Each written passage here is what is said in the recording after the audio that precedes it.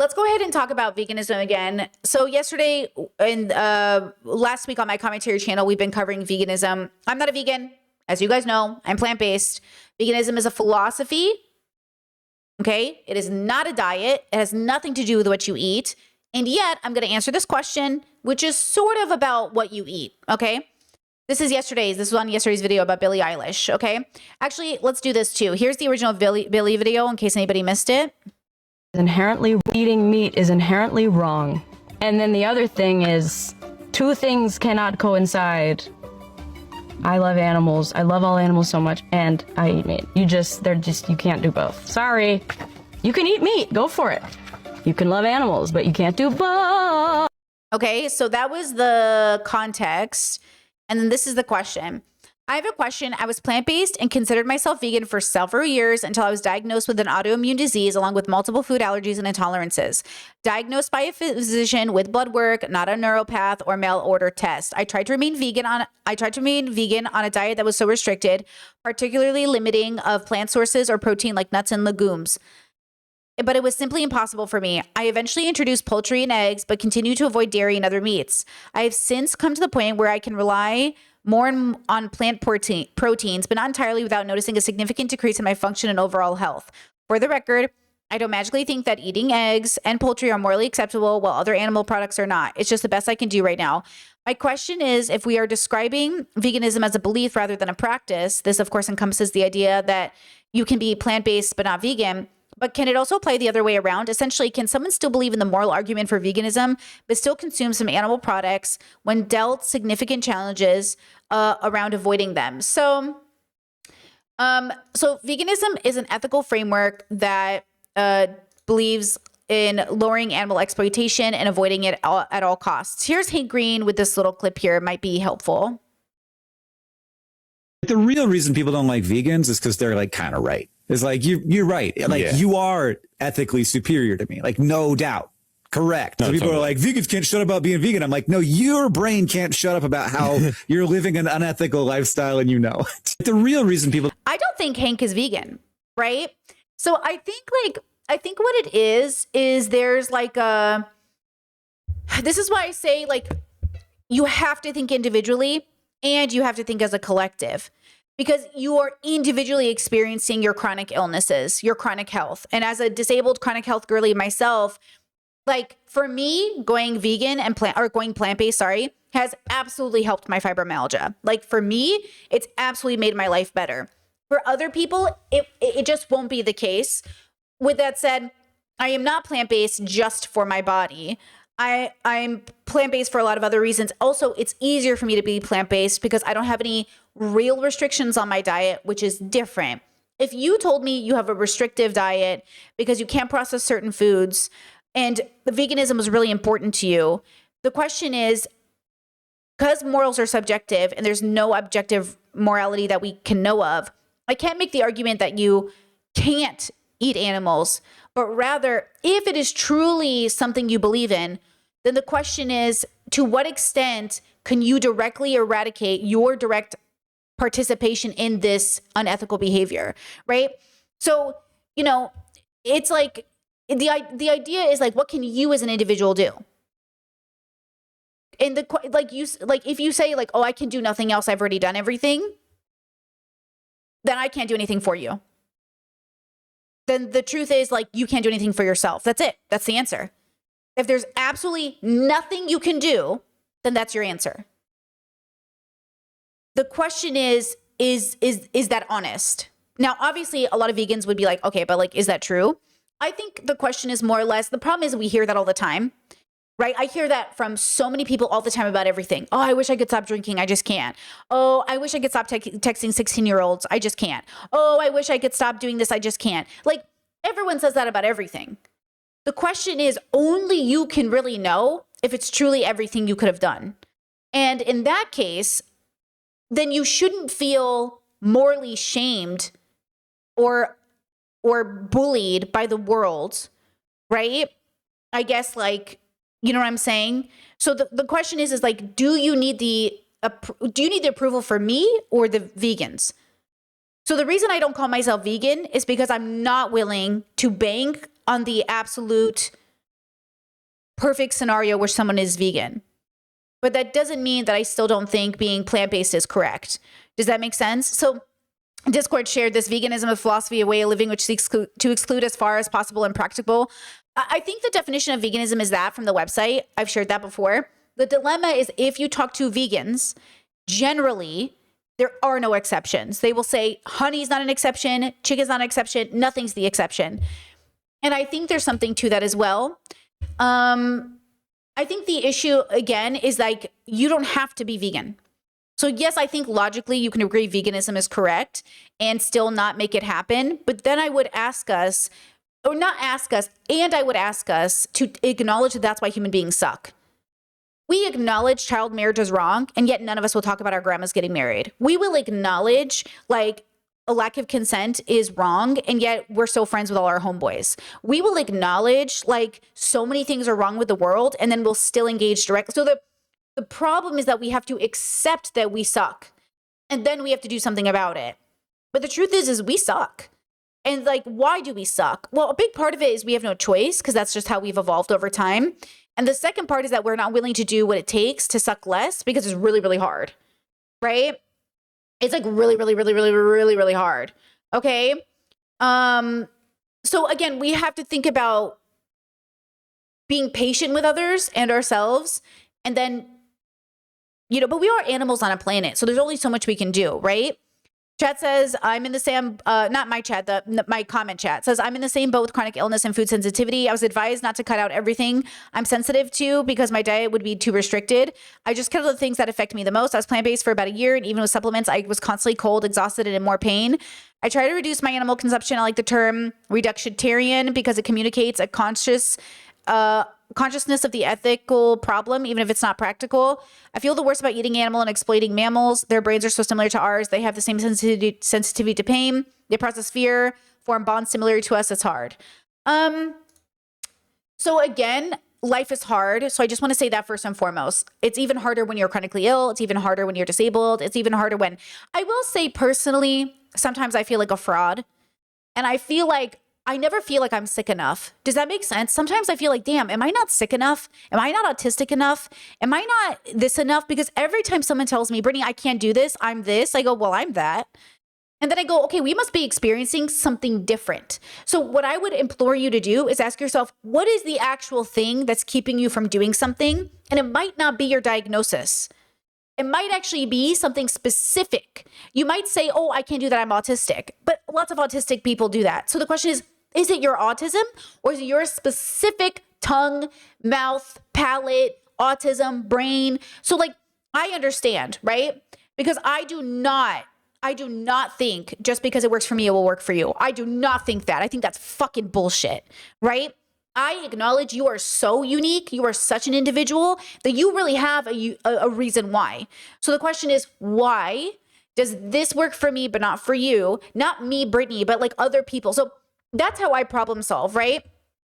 I problem solve and I tell myself, okay, Brittany, we want to be plant-based. How do we make that work with all of our restrictions? That's how I think. And if you go, it's impossible, I can't do it. The question is, why is it impossible? Because now you've already said it's impossible. Okay, so now you have to tell yourself, why is it impossible? It's not, and there is a reason.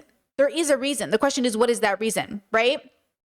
Somebody here says, I can empathize. I dealt with bad skin issues and had to avoid gluten, yeast, and sugar for a few months on a very restrictive diet to do with skin issues. It looked like eczema and felt like a sunburn. It would get bad when I would sweat. A lot of vegan meats have gluten in them, I think. The neuropath I went to included meat in the diet plan, and I relied on eggs and fish. She even said I couldn't have a lot of carbs like beans and chickpeas, which I rely on often. It was hell. Yeah, so that's the thing too, is like, the problem is that because it's so individualistic, the person you're working with is also individualistic. So as an example, when I was getting diagnosed with my fibromyalgia, I was like so lethargic, I literally thought I was dying. I was like, oh, fuck, this is it, bro. I was so skinny. I was so underweight. I was crawling to the bathroom. Like I had to crawl on my hands and knees to get places. I was not streaming. I was basically not working. I was so sick. And I was like, what is wrong with me? What is wrong with something is bad is happening. And what's worse is I would call my mom and be like, Mom, do we have a family history of this, this? And she'd be like, I don't want to talk about this. You're fine. Nothing's wrong with you. She was so scared I was sick. She didn't even want to hear about it. How crazy is that? I talked to friends and they were so busy worrying that I was sick. They would make that about themselves. It was like such a stressful time. Then I overpaid this nutritionist to work with her. That was definitely overpaying. But she was like, don't work out. I talked to my doctors. They're like, don't work out, just rest. Well, fibromyalgia is a workout resistant illness, and actually working out and moving your body actually helps. So as long as I maintain working out once a week, I'm basically fine. But because I was told by every professional not to work out, I was actually hurting myself more. So the irony is you have to wait till you find. Now, when I got diagnosed by my rheumatologist with fibromyalgia, he told me to start working out. Not aggressively, not too hard, but he told me to start working out and he gave me the workout routine to do. Okay. So yes, once I got the diagnosis, so when I tell you like the dilemma with figuring out your health is that even the professionals will tell you to do an elimination diet and then introduce things slowly without understanding that there's also a part of it like physical health that matters, like working out, right? So again, veganism has nothing to do with what you're eating. So don't worry about it from that perspective. Don't be vegan. Fuck vegans. Unless you want to be vegan, then what you're saying is I would like to prescribe to an ethical framework in which I say I believe and prioritize. Stop wanting to be vegan if you can't be vegan, right? Instead, be plant-based. Instead, be harm reductionist. Instead, just eat what you want within reason. Instead, because what you're doing with this label is you're saying, I want to be a part of a group. And I'm saying, what does the group have to do with your personal philosophy unless you identify with the group?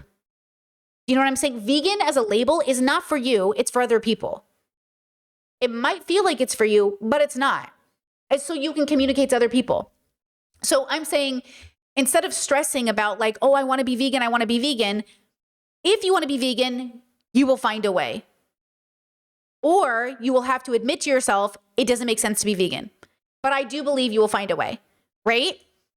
If you cannot find a way to be vegan in a way that, okay, it's like with anything else, I think in life, which is why I'm very careful about what I identify as. It's why I'm very careful with my labels, because labels are meant to tell some people about something about you. That's why I don't call myself vegan, right? It's why I don't, I say, sir, I don't call myself a Catholic. Okay. I'm not Catholic. I don't want to hang out with Catholics. Like even when people go, oh, are you a former Catholic though? I'm like, I left the church at 18.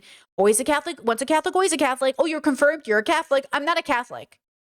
It really annoys me that my Catholic family tells their kids, oh, Auntie Brittany is Catholic because she was confirmed. I'm not a Catholic. But to them, the terminology is I'm not a practicing Catholic. And I'm saying there are vegans who are vegan. There are vegans who are vegan. And they deserve to have that construct and be it what they want it to be, which is no animal exploitation ever, especially as an individual.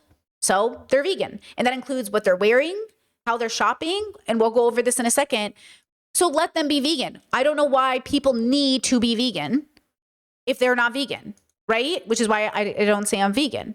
Now, of course, you might say, but Brittany, they keep saying we ought to be vegan. So they're making a prescription. Now that's the second part of it. Now they're making a prescription. You ought to be vegan. And now the responsibility doesn't fall on you, the non-vegan. It falls on the vegan to explain why people ought to be vegan, which is why I don't make prescriptions, right? Because I could never ethically at this point in my life say you ought to be vegan because I don't know why I would make that prescription. Because there are other ways to do exactly what veganism does and still not call yourself vegan. Like I'm technically doing it. I'm cruelty-free and plant-based. And basically that's vegan, except without the responsibility or the group title of vegan. But I'm doing the same thing. Do you know what I'm saying? In practice, it's the same thing. Okay, I want to show you something. When people say, I'm going to show you one of my favorite vegan creators. This is Andrew. And Andrew creates like delicious vegan food. And I understand you might feel like, Brittany, I can't even eat this. Like I can't even eat most of these things. So what you're doing right now is you're saying you can't eat what 99% of the planet eats. Do you know what I'm saying? And I meet way too many people who go, oh, I can't be vegan in my diet. You can't eat what 99% of the world eats? And don't mention vegan processed food to me. 99% of the time, my store doesn't even have processed vegan food for me to buy because I walk to the store and I don't go to the big stores because they're too far away. Now, if I went to those stores, it'd be different. But I rarely even have access to frozen vegan food. I mostly just eat salads, beans. And I know a lot of people don't eat beans or vegetables. Listen, I know a lot of grown-up neurodivergents who don't eat vegetables. With peace and love, you guys got to figure it out. Okay? Not even if you're vegan, just for the sake of your tummy, for the sake of your gut, you got to figure it out. But yes, I understand neurodivergent people. It's better that you eat no matter what. And that's the thing, guys. None of this matters. Your worm food in the making, you're going to die. If it matters to you, make it happen. If it doesn't matter to you, fuck it. But don't tell me you care and you're not going to do anything about it. Don't tell yourself, oh, this really matters to me. And you're like, I'm not going to eat broccoli. Like, guys, please be serious. There's genocides happening. You know what I mean? Like, people are dying, Kim. So don't sit here and tell me, oh, man, I wish I could eat a broccoli, but I just think it's icky. Like, what are you talking? Are you 40? Not? Are you 40? Are you 50? Are you an adult? Like, what are you talking about? You know what I mean? Like, at some point, please be serious. Like, please be serious. And then at some point, be compassionate to yourself as well. Like be compassionate to yourself, but don't, you know what I'm saying? Okay. If you are truly, really suffering from the most restrictive, like medical care, like that's even if the world went plant-based, except for those people, it wouldn't be at the numbers we're doing it. The dilemma is like, you know when people needed service dogs and then people started getting like fake certificates for service dogs or whatever? Okay. It's like, do you all have an actual service dog or are you guys pretending to have a service dog? It's like, just get a dog, right? I think that's how it is going to be with vegan. Let's say the world was vegan. Let's say the government mandated everyone be vegan. 99% of the population would end up, maybe 50%, whatever, would create an excuse about how their medical health is the worst and they can't be vegan. But I'm saying don't be vegan unless you want to. No one is holding a gun to your head. Nobody is forcing you to be vegan. Does that make sense? I'm trying to be empathetic here. But you have to get out of your own head because no one's telling you to be vegan. And if they are, you don't have to listen to them. They're the most hated group on the planet. So you can hate them with everybody else. You don't have to be vegan. The question is, if it's eating you up inside to be vegan, then I promise you there is a way. I just don't know what it is because I don't know your personal medical problems, right? Chad says, I truthfully think one of the biggest barriers to people eating vegetables is just that they don't know how to properly cook them or season them in a way that is appealing. Oh, 100%. Listen, I've been eating a lot of asparagus and asparagus is very sensitive. If you cook it too much, it gets really mushy and stringy. If you cook it too little, it's too crunchy. You have to get it right perfect. It takes me a long time to learn my oven, to learn the spices, to learn the right, and I do eat it anyways. Even if I make it badly, I usually just eat it. But again, it's like stuff like that, right? And so again, when we have these conversations, yes, there's a learning part of eating, which by the way, is usually why people don't want to go vegan because most people are never taught to cook. Their parents didn't teach them and they get fast food, restaurant food, or frozen food. And I'm saying you're not a bad person for doing those things. I am not saying you are an evil or bad person for doing those things. And I'm saying don't lie to my fucking face that you can't eat vegan or you can't eat plant-based. Because again, veganism is not a diet. Okay? Don't lie to my fucking face. It's like your boyfriend. Oh, I was going to take out the trash, but like the lock was, and I couldn't, and I literally like, okay, don't lie to me. Just say you didn't want to take out the trash. Do you know what I mean? Don't lie to yourself either. Just say you didn't want to take out the trash. If you genuinely though have a life-threatening illness and you cannot cook any of this delicious food, you literally cannot do it. Okay, girly, you are a rare case and you're valid and I believe you. But don't lie to me. Okay, because you know this shit looks good. You know this looks fucking good, bro. Come on now. You're going to look at this and be like, I don't know. I don't want it. What do you mean? Do you not eat real food? Look at this. Does any of this actually look disgusting? Come on now. How could you even look at this and be like, I don't think so? What? I would eat every single thing this man posts. I'm going to share his TikTok. Every single thing this man posts, I'm like, give it to me. Give it to me. Okay, next video. Let's talk about the argumentation about veganism. Okay, so are we good on that point? The point I'm trying to make there is be kind to yourself, love yourself, but don't lie to yourself. And if you are truly struggling, I respect you. I think you deserve to be healthy. And whatever you and your doctors say, I trust you. Okay? That's it. Right? Jess says, you know what? This conversation has popped a bubble for me. I'm not going to say I can't be vegan anymore. I'm just going to say I don't want to be vegan with my eating disorder history. There you go, girl. There you go. Own it. Be strong in your convictions. And I respect that. I respect that. Love that. Love that. Oh, by the way, none of my friends have gone plant-based or vegan. My partner is not plant-based or vegan. Me going on this journey has nothing to do with anybody else in my life. Somebody asked me that in my comment section before we go on to argumentation. Somebody did ask me that. I am not asking my partner to go vegan or plant-based. I would never make that request of them. I couldn't imagine making that request of them, I'll say. But I am the only person in my life that's plant-based. Everyone is supportive, but nobody is joining me on this journey. So just remember, it's not about other people. It's about you. My decision has nothing to do with other human beings, because if none of you fucking existed, I would still go plant-based. Me going plant-based is about Brittany. It is not about any of you. Remember that. Okay, first argumentation. Here we go. I'm a meat eater who agrees with Billie Eilish's hot take that you can't simultaneously be a meat eater and an animal lover. And to be honest, I don't understand why this is such a hot take, because to me it just seems quite logical. And the people who I've seen agreeing with this are vegans, which I guess like makes sense. And people who I've seen disagreeing with this are people who eat meat. And assuming that the reason for this isn't because the argument is illogical, but because people don't want to take accountability for that. Yeah, like I like eating steak, so I can't be out here saying I like cows, and therefore I can't say I like animals, because cows come under the umbrella term animals. I like dogs, and I wouldn't eat a dog, but I can't be like I like cows because I'm eating them. And I know that a lot of people are criticizing this by being like, oh, it's ignorant, like for health reasons, but like I actually wanted to be vegan when I went to uni. So when I was like 13, I was pescatarian, and I was like, I'll just like transition to like vegetarian and then vegan, because I can't lie, I did love sushi. So I was like, I'll be pescatarian, and I was pescatarian for like 4 years. And then I had this incident where I fainted, but I like low-key thought it was a near like death experience, and I had to go to hospital, like ambulance, and I was like, oh my God, I never want to feel that way again. I was really scared, and they found out it was because like my iron levels were so low. And so then I was like, okay, I'm just gonna start eating meat, like that's the easiest thing I can do here. And I'm sure like there are ways to like prevent anemia like by not eating meat.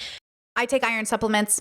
I also know that a lot of those methods are quite expensive, like supplements that people take. And there is also like the modern vegan diet, which I feel like is a lot more expensive. India, for example, is subcontinent, like people don't eat meat. Like a lot of people are vegetarian there. So I don't know too much about like the correlation between like diet and health and medical, because I don't have that background. Just wanted to bring in some personal context into like someone who's actually experienced like a health. I really like what she said about like, can we say we like this kind of animal if we eat this animal? Like, I really like cats. I'm not gonna eat a cat. Even when I was a meat eater who would try anything, I just really could not bring myself to eat a dog or a cat.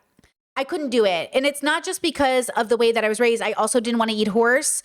I wasn't interested in eating like exotic birds. I didn't want to eat a dolphin.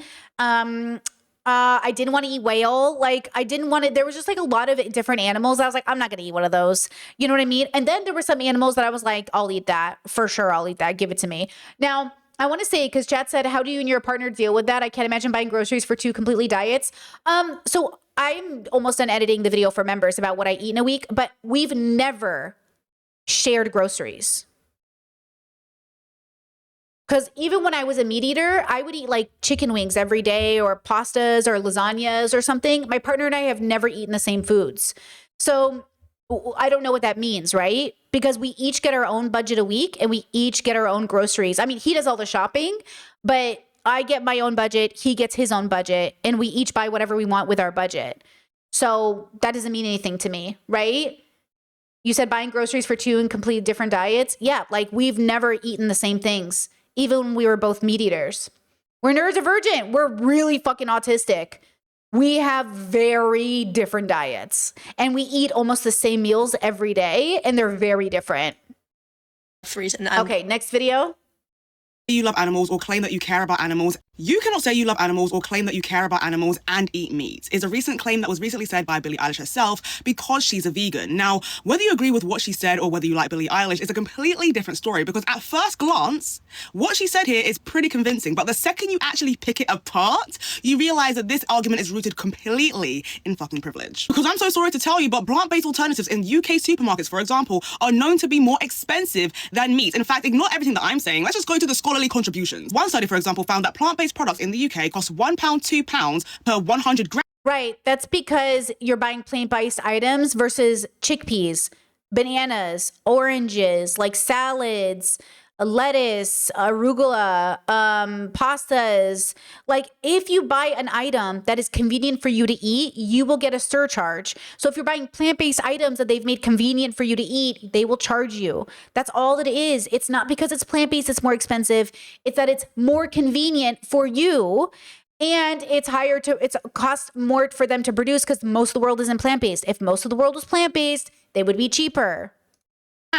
More versus the 85 pence for meat. In fact, some meat-free and dairy-free products are up to 18% more expensive, and in some cases, vegan alternatives can be double the price of meat. And so for most people, especially during a cost of living crisis, Billie, I'm so sorry to tell you, but meat is the more accessible, affordable, and just cheaper and familiar option.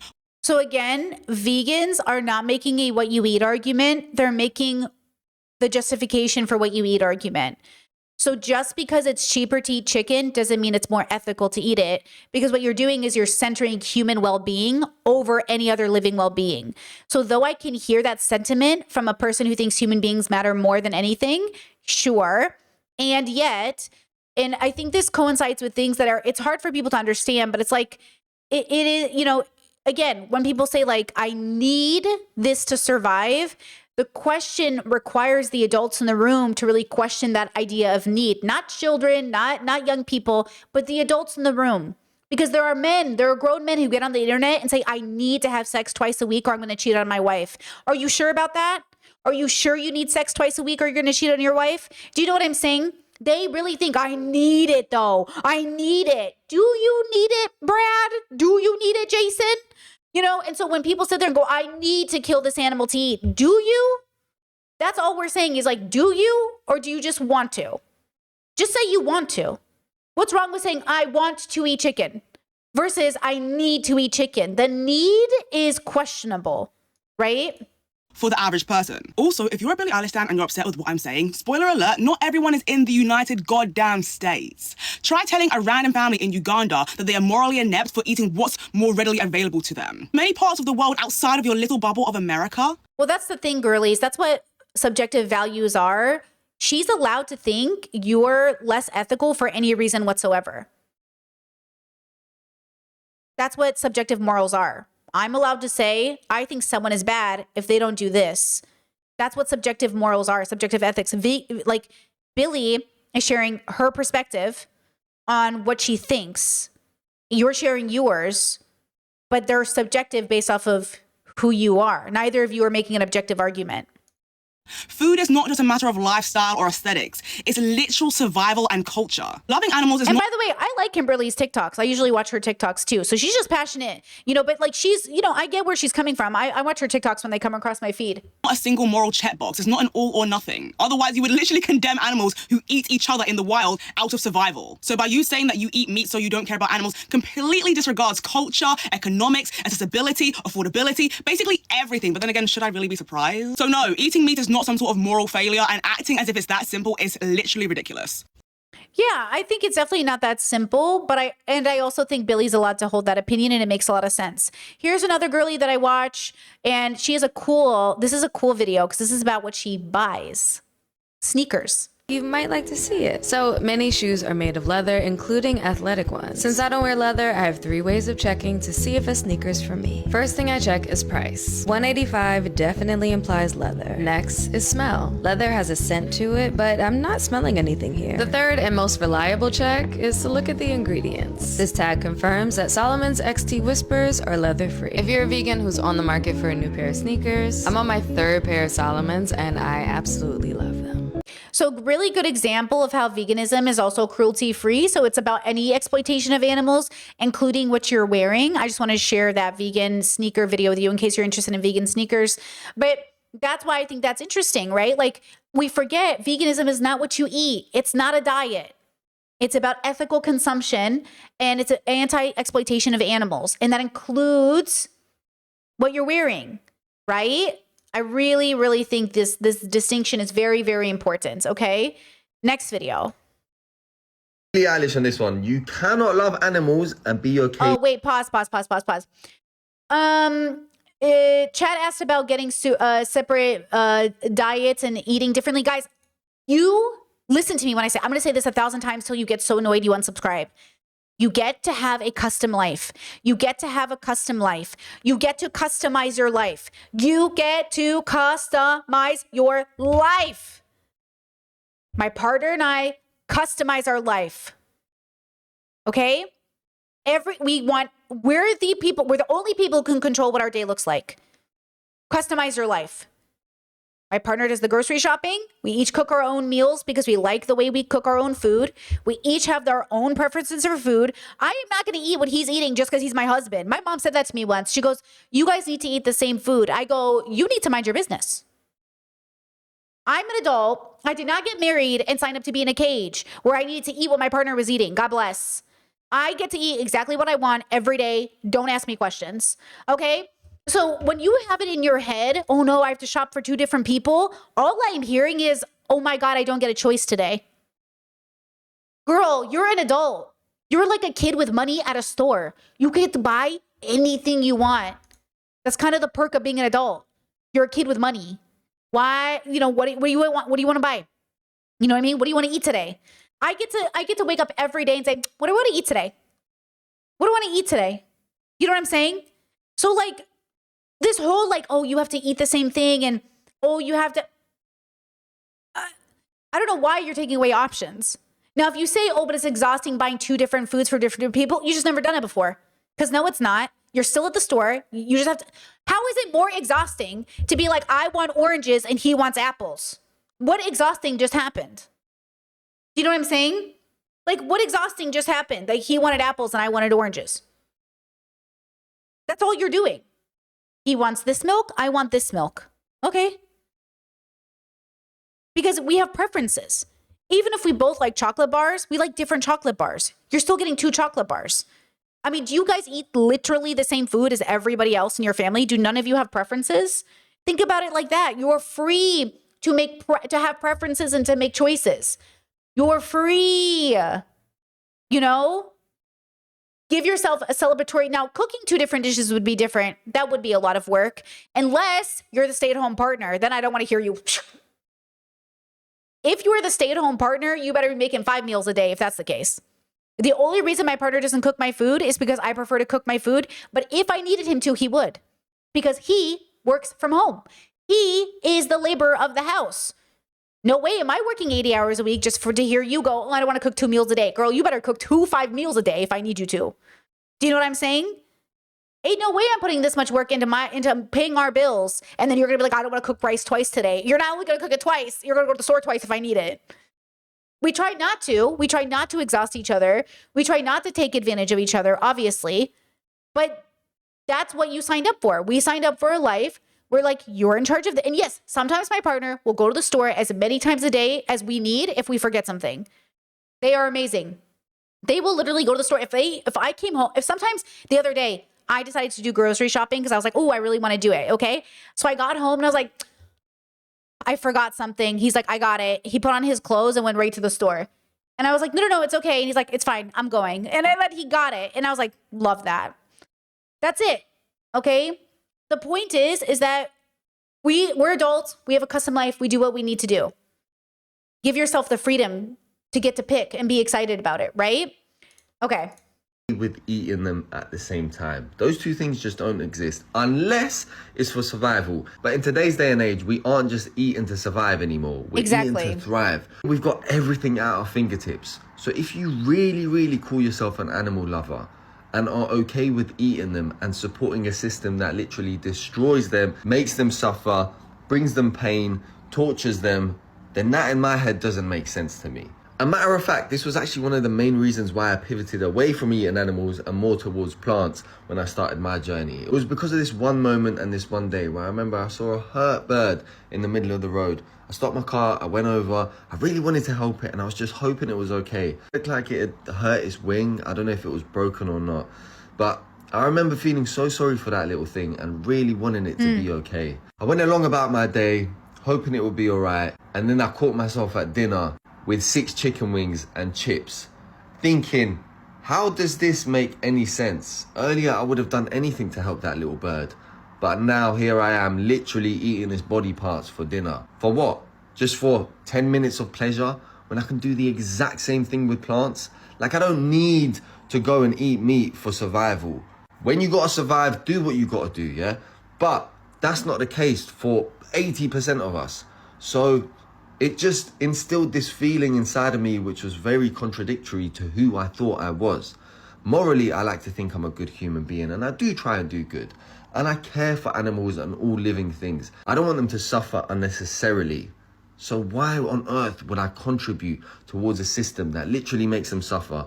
And why on earth would I want to eat them when I can literally eat the exact same thing with plants and get the exact same satisfaction and pleasure without causing harm and suffering? So exactly, right? Chet says plants are alive too, so all diets are harm reduction. Vegans aren't vegan because plants are alive or not alive. They're about sentience and nerves and feeling pain, right? An awareness of consciousness. Plants are alive, like a fetus is alive, but we're arguing consciousness, okay? Most of us who are pro-abortion are pro-abortion because we think the cells haven't formed enough of a consciousness of a child to not preserve the life of the child. Even though it's a human being in making, the reason we're pro-choice is because we don't think you're aborting a baby yet. It hasn't turned into a baby yet. You know what I'm saying? So you have to be very careful. We all have to be very careful to recognize we are all alive. I mean, there's bacteria everywhere, right? There's like all of this living life around us. Everything is alive. The question is, do we know we are also living within relationship to these things, right? So again, like when we have a conversation about like when abortion, when life, who this, what pain, okay? No, chat said don't plants scream when they are hurt. They don't scream when they're hurt. I just read an article about this because I am getting a little annoyed at the clickbait, even from science articles. They do not scream. They do not have vocal cords. They let out a gas, which if we could hear would emit what you call a scream. So it's very frustrating to me when science articles are clickbaiting people because I just saw that one on my feed and I was like, they do not scream. They don't have vocal cords. And I clicked on the article. It is not a scream. Okay, so I think that's the dilemma we're having is like, call it what you want to call it, but that's not what's happening. And then when you do this enough, guys, okay, this is why I love philosophy. Just like lock in with me. If you do this, there's no reason not to rape a child. If you are not careful with how you logic, you will rape children because you are doing this thing that allows you to jump through hoops with what you call things, which then goes, well, they're consenting. They have enough information, right? Actually, I think children can consent to marrying a 50-year-old because you're doing this thing that says consent just means yes, right? Well, the kid said yes. Consent. No. You need to take everything into consideration, every detail of the circumstance, every nuance of the situation to bring down the most amount of harm within reason. We cannot protect children in the world if we keep playing games about, well, yes means yes. Yes means yes. And it's like, no, yes does not mean yes. Yes, with the right situation and context means yes. So children, this is why people in my own family will sit there and say, well, didn't they say yes? They were 10. They were 10. Well, didn't they say yes? Don't make me scream at you. They were 10. 10. That's what I'm saying. Be very careful. This is why I love philosophy, though. This is why I love these conversations. You can, and this is, a lot of debate bros will say this. A lot of debate bros will say, look, if you can debate me, if you can debate so well that you justify like Nazism, then Nazism wins. I don't believe that. Just because the argument is better for Nazism doesn't mean it's better.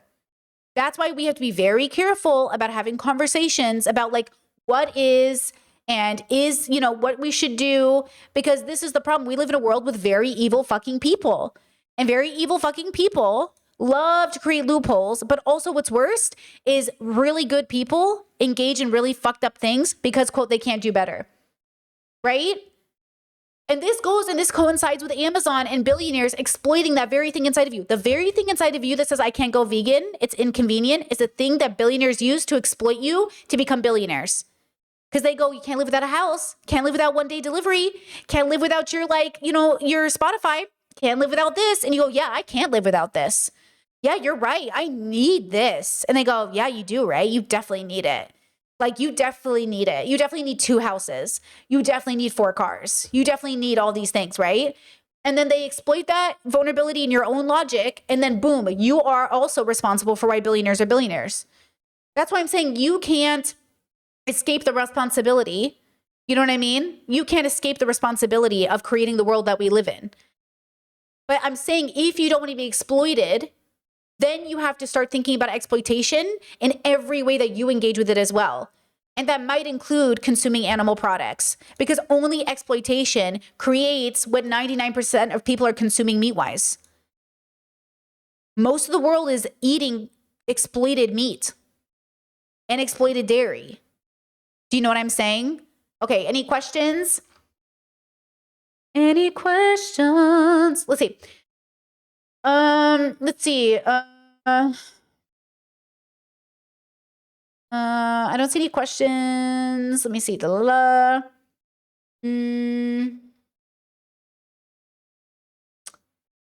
Let me see.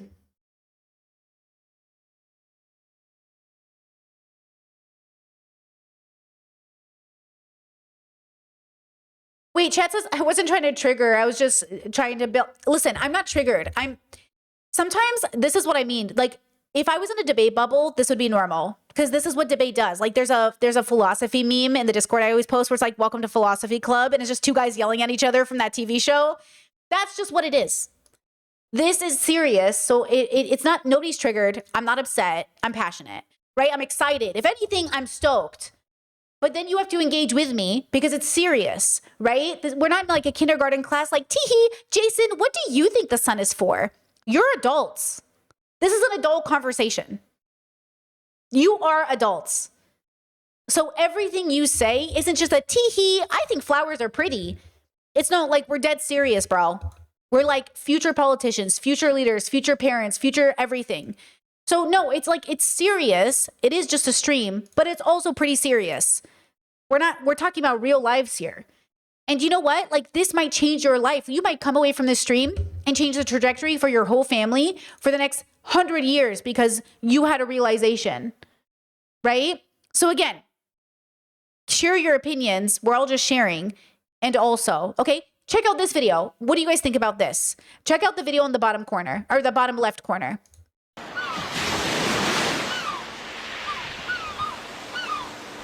He's got an octopus on his head and he's making a video.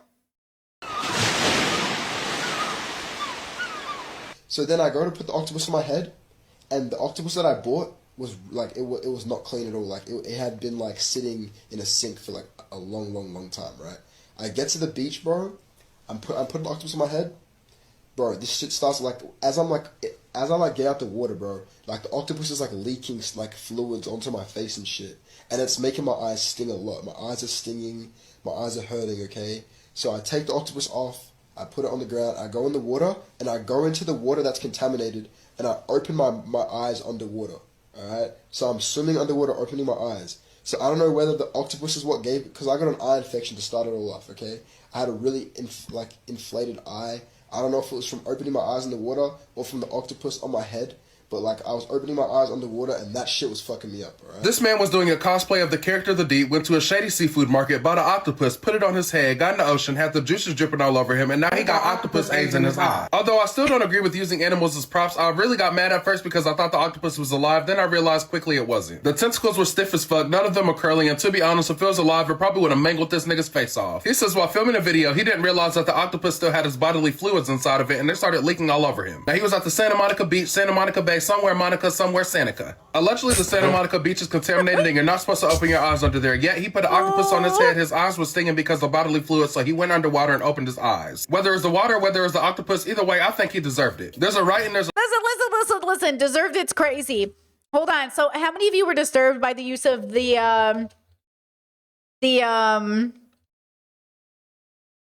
octopus's dead corpse, right?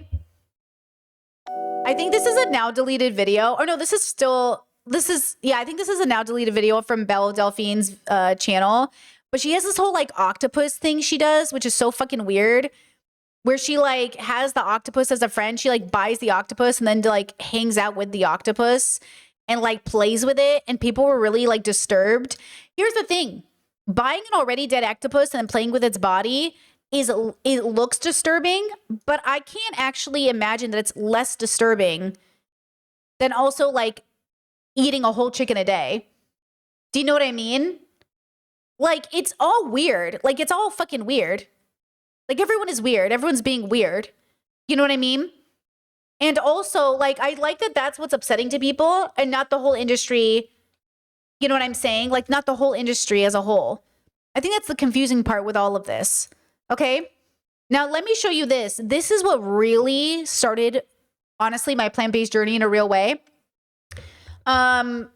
Is I used to eat a lot of oxtail. And then, guys, until I saw this video, I did not realize it was oxtail. Like, I just thought that's what it was called. I didn't know it was literally a tail. Yeah. Did you see that?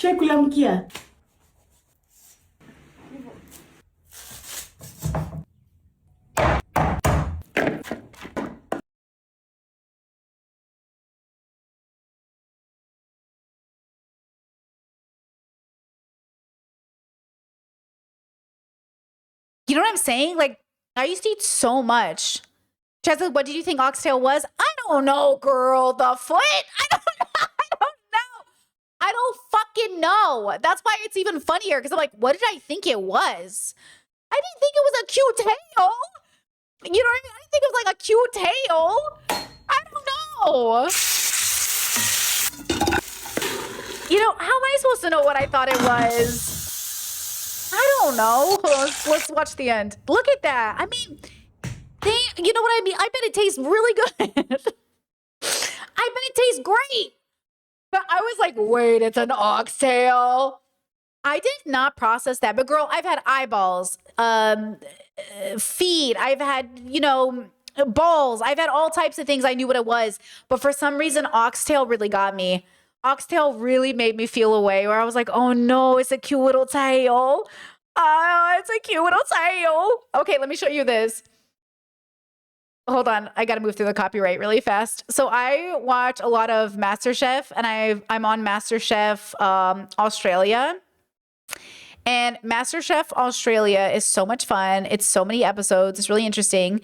And they're asked to make like their dream meal, like something that's like their ideal restaurant food, like something they really want served in their restaurant. Okay. Hold on. Let me get you this. Hold on. I got to move through copyright. Give me a second. Please hold. Think about your favorite pet animals. Think about eating them. Okay. Hold on. This one right here. Okay. Ready? This man. Okay. Trigger warning. I'm going to show you animals, guys. Actually, you know what's obnoxious is the fact that I even have to trigger warning you. Because if you eat meat, I don't think you deserve a trigger warning. I think only vegans deserve a trigger warning. I think if you eat meat, I shouldn't have to trigger warn you. I do. I actually really do believe that. Here, this is what he made. He made a whole pig's face for his main meal. You know what I mean? And I'm just like, look at this pig's face. So his dream restaurant is like a beer and brats restaurant, like a beer and food restaurant. So he wants to serve this as his main dish where it's half a face of a pig. So for every, let's say a table of two orders one half of a pig head. That means for each pig serves 4 people food, right? And let's say he's got 60 people coming to the restaurant. 30 pigs have to die for you to eat one meal so you can get one half of a face. You know?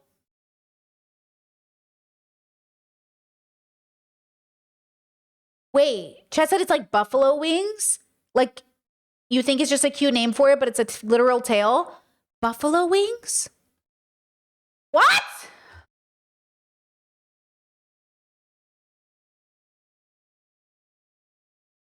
No, it's an unbreaded chicken wing. Wait, buffalo wings. Wait, no, buffalo wings, it says is a chicken wing. It's just a chicken wing, right? Could buffalo wings be something else? Those are chicken wings. Oh, you were comparing the nickname. Okay, I thought there was like a thing called a buffalo wing. I was like, buffalo, is there a buffalo wing somewhere? I didn't get. Okay. So now, okay. Ooh, here, we just watched a bunch of dead animals. Okay, this is plant-based food. Teach you one thing. If I could only teach you one thing as a vegan Jamaican, it would be how to make saucy, crispy, and marinated barbecue jerk tofu that you can enjoy so many ways with the simplest method to make it. It's really trying not to cry right now when I tell you that these flavors take me right back to Jamaica. So good. As always, the most important step is to press your tofu because it releases that much liquid, which leaves lots of space to soak up tons of flavor. Next, tear your tofu, don't cube it. All those crackly pieces give you the best crisp. Now, or marinade. I love using bouillon paste with some water and then pouring all of that over to give our tofu the best base. We're also going to add some poultry seasoning. I recommend using one with no salt since our veggie broth and jerk add salt already. Stirring that together lightly and then going in with some barbecue seasoning. Stir everything together gently and then you're going to let that marinate for at least... Now listen to me when I say this. Tofu tastes nothing like chicken or beef or anything else. It doesn't. And neither does jackfruit. Everyone's always like jackfruit tastes like chicken. It doesn't. They're lying to you. It tastes like artichoke. Jackfruit is good if you like artichoke. I just fried it the other day and put it on top of my spaghetti. Like, jackfruit is delicious, but it tastes nothing like chicken. 30 minutes until you see all of that liquid soak up. Now, our crispy queen or cornstarch, this is the key to the best texture and crispy edges. And you want to toss this together until it's nice and incorporated, and look how pretty and glossy that look.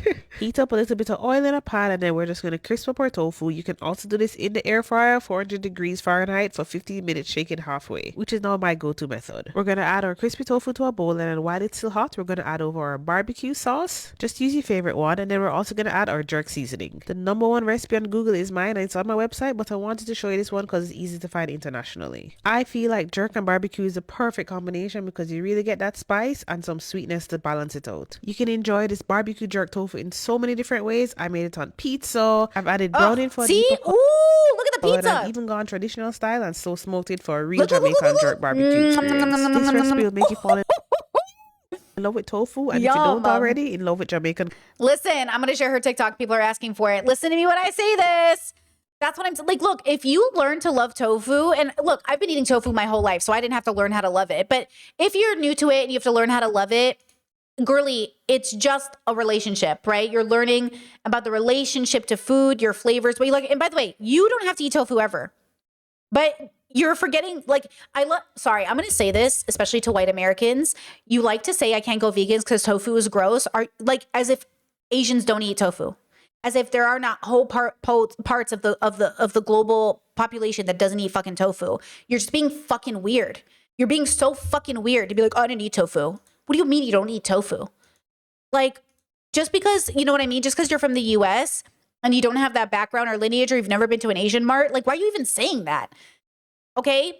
Like, I'm so lucky and blessed that my mother always took us to shop at Mexican supermarts, Asian supermarts, Arabic or Arab supermarkets. Like, we've always been that family. And I will always be grateful to my parents for shopping at local, you know, stores for that reason. So, like, it's just weird to say that out loud, to be like, oh, I don't, you know what I mean? Okay, Elle has a TikTok and she stitched this thing. Look at the way that humans also treat animals. So you guys have to understand, it's not that people, again, veganism isn't about what you eat. There is a whole part of abuse that's happening, guys. Bestiality, like literally raping of the animals is happening. You are eating raped animals. Some of you. You know what I'm saying? Like, it's also the bullying of the animals. Like this guy, look at him bullying. So there's a mommy pig. She just had a baby. And this man goes and is fucking with the mom pig, and he goes and grabs her baby.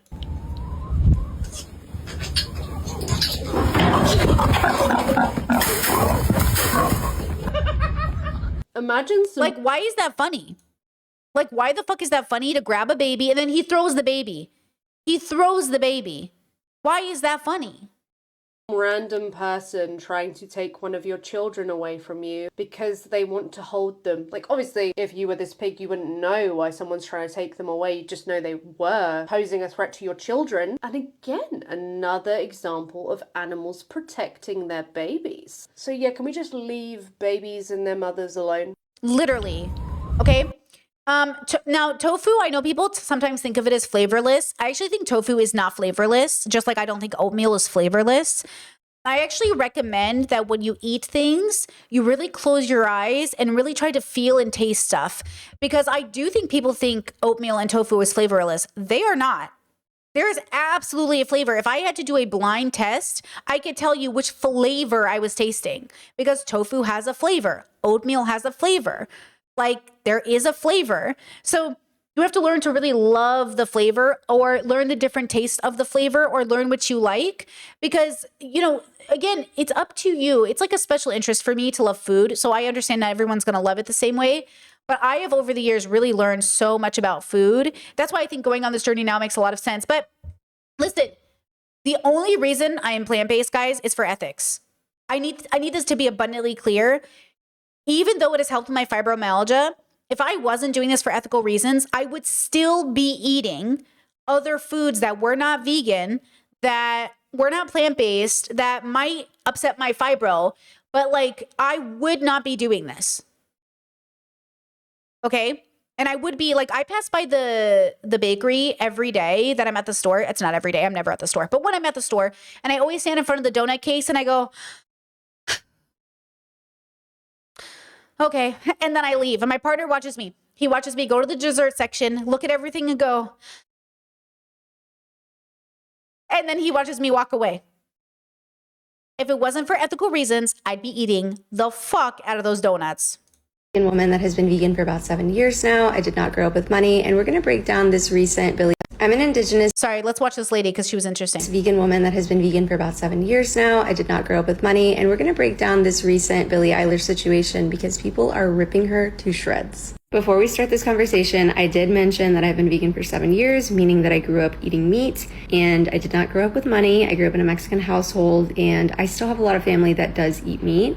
A lot of people are calling her racist, saying that she doesn't care about indigenous people, tribes, cultures, things like that. But in reality, a lot of people are not aware that most of these people are vegan. They respect animals and see them as beings rather than food. And the reason that Billie Eilish and a lot of vegans, including myself, say that you cannot love animals and eat them is because doing so contributes to deforestation, wildfires, animal endangerment, animal cruelty, the list goes on. In this country, we are unfortunately programmed to think that we need meat and milk to live. Here's a good example that I think might help because of what she just said. I think if you spank your kids, you love your kids and you spank them. But if I tell you every study shows spanking your kids does nothing and it actually builds resentment and actually hurts them in the long run, and you still spank your kids, I might start to think you don't love them. Do you know what I'm saying?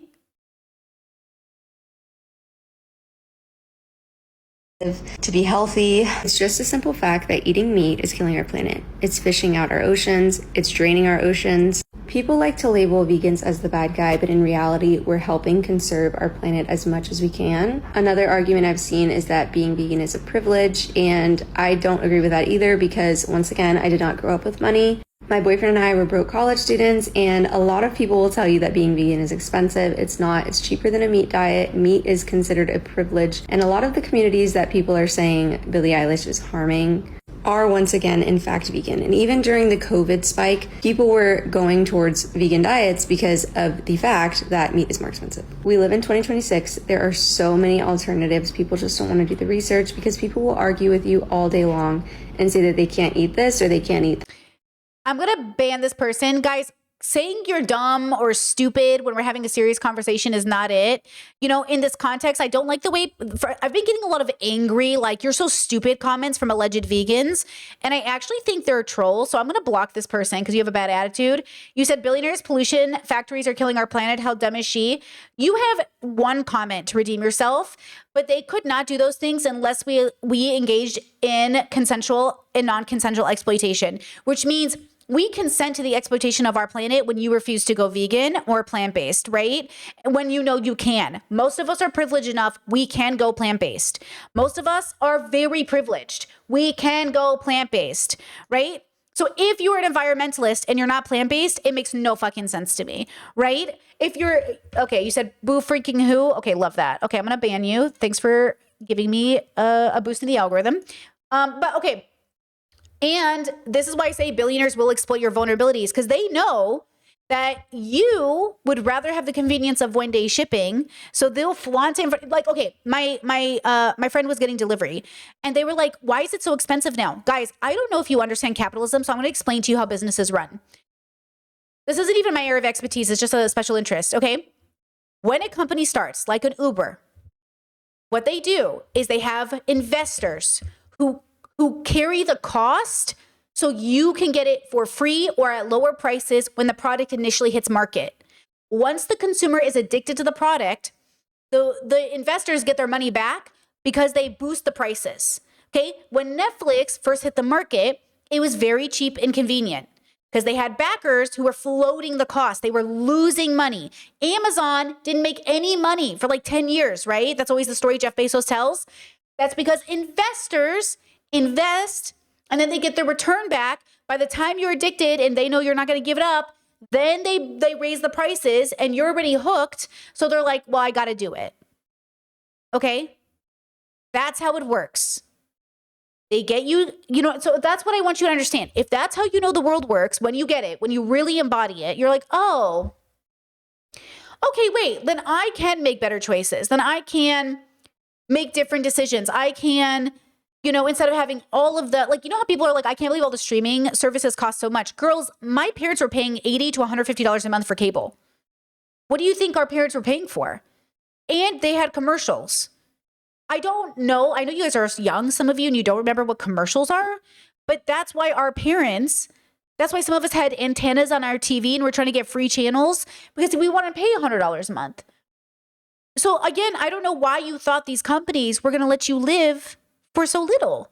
Of course, they were eventually going to reach the prices of what our parents were paying. Do you know what I'm saying? That's how capitalism works. That's why it sucks.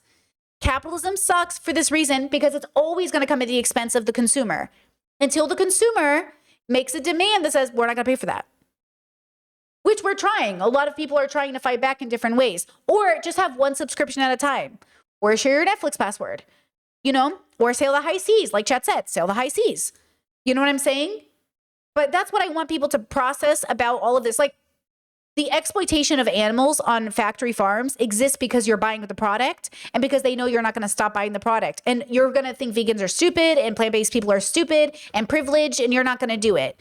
But for the same reason you're telling yourself, oh, it's a privilege to go vegan, it's the same reason other people are saying, oh yeah, I'm not going to give up my second house or my car, and I'm not going to stop having 10 kids, and I'm going to overconsume because the world sucks anyways. And I'm saying all of us are telling ourselves the narrative that keeps us from doing what's right, but that's why the world is the way it is.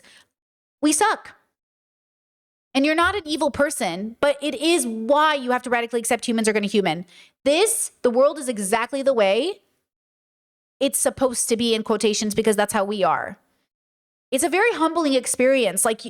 It's a very humbling experience to realize, like, oh shit, it's me. Like, I'm the problem. Now, if only all of us could recognize that and do less bad every day.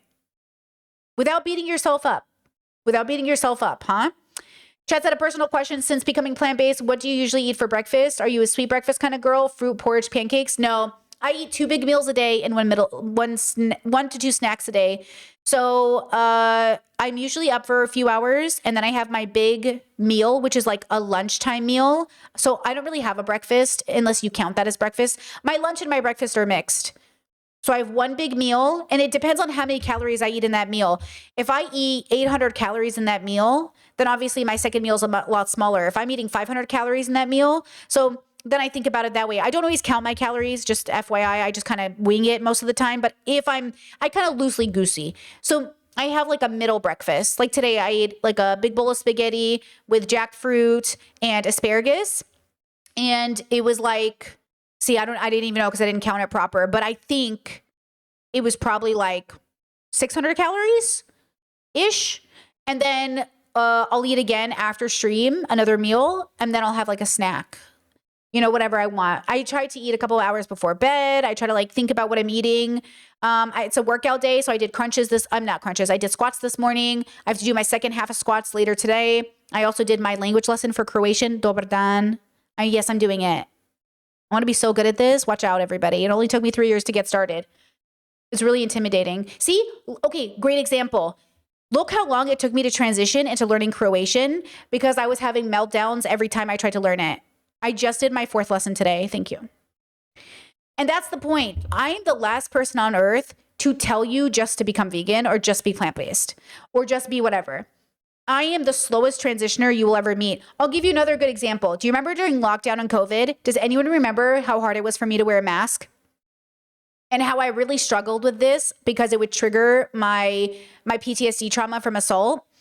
My PTSD trauma from assault when it comes to head coverings is so intense that like, though I'm functional and everything is fine, like to this day, if my partner puts their leg over my leg for too long, I feel like instantly like claustrophobic and I'm like hot flashes start. And my partner's like, my bad. And like, it's not even a big deal. I like when his leg is over my leg, but my brain is just like, what are we doing? And I'm just like, it's fine. And like, that's the thing is like, I'm a functional human being. So when lockdown happened, at first I was really annoyed with the masks because I was like, Jesus Christ, I don't want to do this. But then I did it. And now I can wear masks whenever I want. And that was really hard. I'm the last person to tell you it's easy. I'm also going to say it's really hard to be a good person. And so for me, instead of saying I'm never going to wear masks, which I do think a lot of conservatives are just triggered and they don't believe in mental health, so they don't want to admit it. I said, okay, Brittany, we're triggered. How do we get better? Now, trigger just means reactive or activated. It doesn't mean my mental health went away. It doesn't mean I was like being mean to people. It doesn't mean anything bad happened. It means I, like anxiety or a panic attack, was having like a panic attack, right? So you have to remember that you're not a bad person for getting triggered. Being triggered is pretty neutral. Most of the time, like if I'm triggered, it's not going to hurt anybody, right? It's just going to be in a heightened state of being, okay? So all you have to do is ask yourself, like, am I willing to work on this? Yes or no? And obviously the answer is yes. There's a lot of really good community reasons to wear a mask. There's a lot of good individual reasons to wear a mask. It's good for you and everybody else. Like, yes, I'm going to learn how to wear a mask. Okay. And then I went through that process, okay? I'm never going to tell you to rush a transition. I'm just going to tell you it's possible, but it's really hard. Okay, back to this video. But there's an alternative available. Veggies are not more expensive than meat. They never have been. And this is just a fact. Once again, people just refuse to do the research. And this is coming from someone that used to eat meat. If you love animals, I am begging you to do your research. I am begging you to watch an animal documentary. The one that made me go vegan was Dominion. And after watching it, I never went back. Everybody talks about that one, but I haven't seen that one. I also think it is so important for people to understand that just because something is a part of a culture does not make it right. For example, yes, there are indigenous people that are not vegan. Does that make it right? Absolutely not. Hold on, Chad, hold on. Chad said that's amazing, especially given that a few years ago you were saying you were never going to learn it. No, I was saying I probably couldn't learn it. Because I don't think did I ever say on stream that I was never going to learn it? Like, I don't need to learn Croatian. Like, I hope that's never how I came across. Because I only meant that I'm really terrified my learning disabilities or my brain might never be able to learn it. And that's why I say, like, that's why I was scared I would never learn it, right? That's what's so scary about, like, what your brain can do. And that's why I say, like, I needed time to figure it out. But I will just say, like, make sure you know the difference, right? Yeah, Chet said, no, you said you'd never be able to learn it. Yeah, like I was afraid that I would never be able to learn it. Right? That feels like a very different thing to me because I'm not a giver-upper. I don't ever give up. So whenever I say something, just know I'm never giving up. If I say like I'm never going to do something, just know I'm going to do it. Like even now, I'm like, I can never do math. I'm going to tell you right now, I'm going to pass my math classes. If I ever take a math class, I'm going to pass it. Believe in me because I believe in me and also believe in you. Just like when you started your plant-based journey, did it feel like you needed to just do it and you figured it embodied? Wait, hold on. When you started your plant-based journey, did it feel like you needed to just do it and you figured the embodied feeling would come after it? Because for me, it feels like I needed the embodied feeling to come first.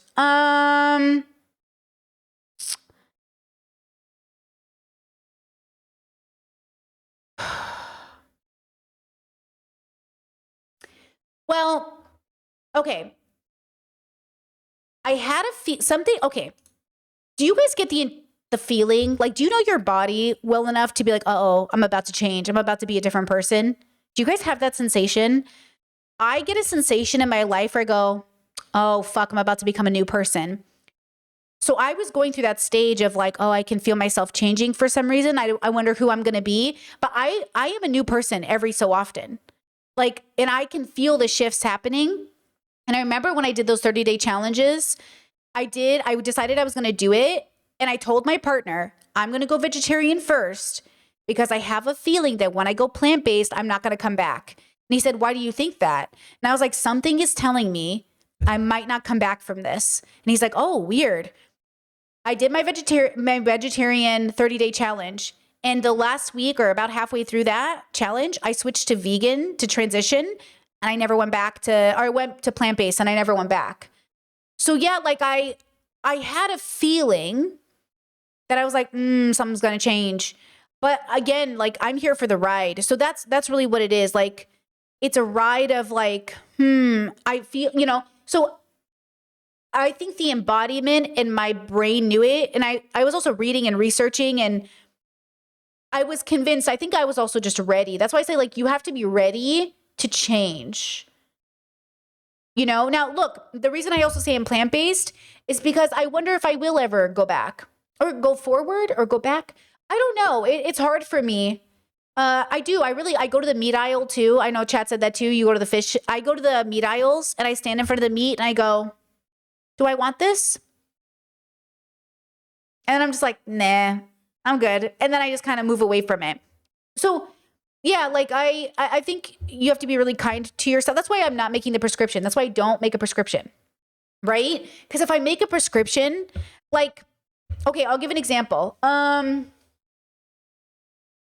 had a vegan said, Brittany, you can't go vegan and go not vegan. That's like being not racist and then going back to racist. I think a lot of people think they're not racist, but they actually still are. And that's why it looks like they went liberal and then went back to conservative, but they never were. They never had the embodied experience of anti-racism, right? And because they didn't have the embodied experience of anti-racism, it was easy for them to go back to being racist because they never left it.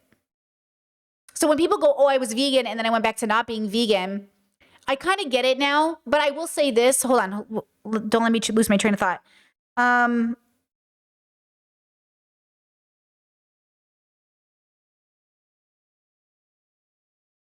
Oh, shoot. You said something. Damn, I did lose it. I lost it. Hold on. Fuck.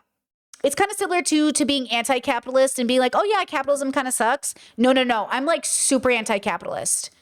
Like super anti-capitalist. Like I am so convinced at this point that it is so fucked up and illogical that you can't, like, I've never seen a good argument for capitalism. Before I was like, yeah, capitalism kind of sucks.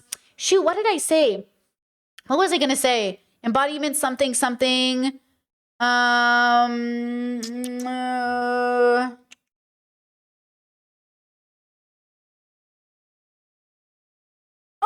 Vegans often say, Brittany, veganism isn't a journey because, I say it's a journey and they hate that word. They go, that's like saying racism is a journey. It kind of is. Like the irony is you kind of have to go on a journey out of racism. It like same with homophobia. It kind of is a journey. So vegans hate that, but they don't understand human beings are literally going through a journey out of racism and we all start out at a different point. So this is what sucks about having kids, right?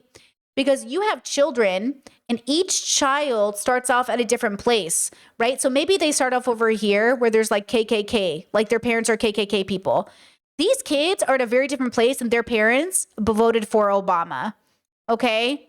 Are in a different place than they can date a black guy, but only if he's conservative, but only if he's Republican. Okay? These are two different kinds, but all of this might be racism. Like you could be a racist KKK person, a racist person who voted for Obama, or a racist person that lets your daughter date a black guy as long as he's a Republican. Like this is all part kind of racist or racist. You know what I'm saying? But it's a spectrum out of, you know, you have to go out of it. But maybe the person who says, I voted for Obama, I can't be racist. But you can be racist and vote for Obama. Oh, I can't be racist. My daughter dates black guys. You can still be racist. I mean, the fact that you brag about her dating a black guy is kind of racist. You know? I can't be racist. I just want to keep my culture preserved. Sounds racist.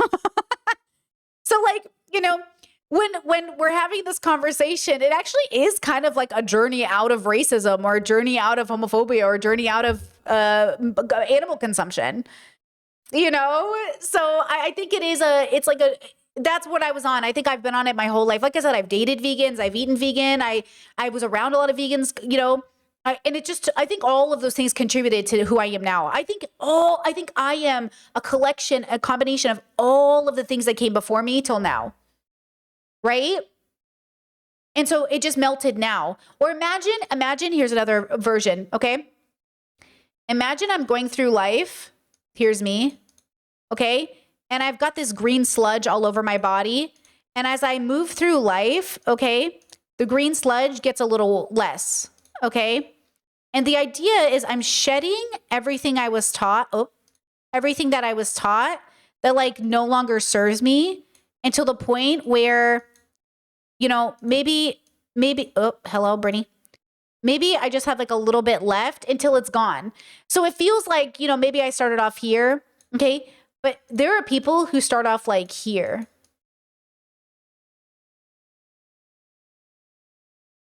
Like you can't even see them, bro. Like they are in the sludge, you know? They're like there, okay? And I'm saying don't take for granted that you maybe started off here, right? That's the privilege, that's intersectionality to an extent, you know what I mean? But that's like where you started off. Like some people really start off here. And these people who started off here, by the way, could be rich, could be famous, could be celebrity, could be poor, could be in poverty. It could be anybody. Because all the green represents is like the level with introspection, extrospection. It doesn't always represent like your economics or your background, or it's just like your relationship and the deconstruction you've done to kind of like move everything out of the way so you can understand. Or kind of like if you start off life like this and you're like, oh my God, the world is such a great place. Like, wow, I really like this place. And then you're like, oh, wow, oh my gosh, wait, I can see a little bit better. Oh, it's kind of bright out there. And then it's like, this is like, oh, hey, look at all this stuff. That's kind of nice. And then it's like this. It's like, oh, cool, cool, cool. And then it's like this. And we're all at different stages all the time. And then sometimes you're at different stages with different things. So maybe with racism, you're like this. You're like, oh my gosh. Whoa, with homophobia, transphobia, you're like this. And then maybe when it comes to animal rights, you're like this. You know what I mean? Maybe you're like this. Ooh, uh-oh. Right? So it's like, yeah. Was that good an explanation? I hope that was good. Okay, back to the videos. Billie Eilish. Take on if you eat meat, you Eilish's take on if you eat meat, you don't love animals. It's not controversial. It's just wrong, dumb, and completely disconnected from the world. I say this as a vegan of 5 years and as somebody who loves Billie Eilish. Completely disregards so many different people, and it also disregards the current economy and the current state of the world. How can you say that to somebody who has something like iron deficiency anemia, who has Crohn's disease, celiac disease, epilepsy, osteoporosis, or God forbid, somebody who's even just fucking pregnant? Where if they eat a vegan vegetarian lifestyle, they are putting their health, their safety, and God forbid, their own life. You know what's funny? In conservative bubbles, they would literally just say, yeah, I don't care about animals as much as I care about humans. Next. Yeah, I love my animals, but I would kill them for humanity. Next. That's all Billie's saying. But you would not sit there and say, oh, I love my child, but I would kill my child for something. I don't know. Right? Like, you wouldn't eat your child for something, right? So like, yeah, like I, you know what I'm saying? Like, just all the Billy is like, I feel like that makes sense. Just to say, again, when I say love, how can you say you love me and cheat on me? People do it all the time. I love you. Then why'd you cheat on? People do it all the time. So is that love? Right?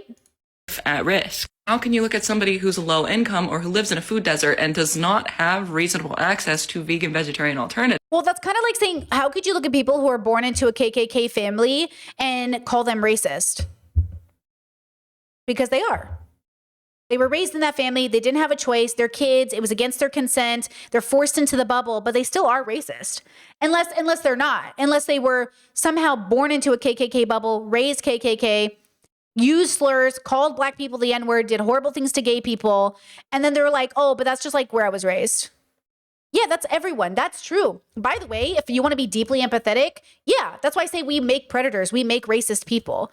That's why we say like human beings create everything that's bad in the world. We do raise our kids racist. We raise our kids homophobic. We raise our kids to be hateful. And that's why it's interesting, right? It doesn't mean that if you raise your kids not to be hateful, that they won't be, because they can be influenced by other people, of course.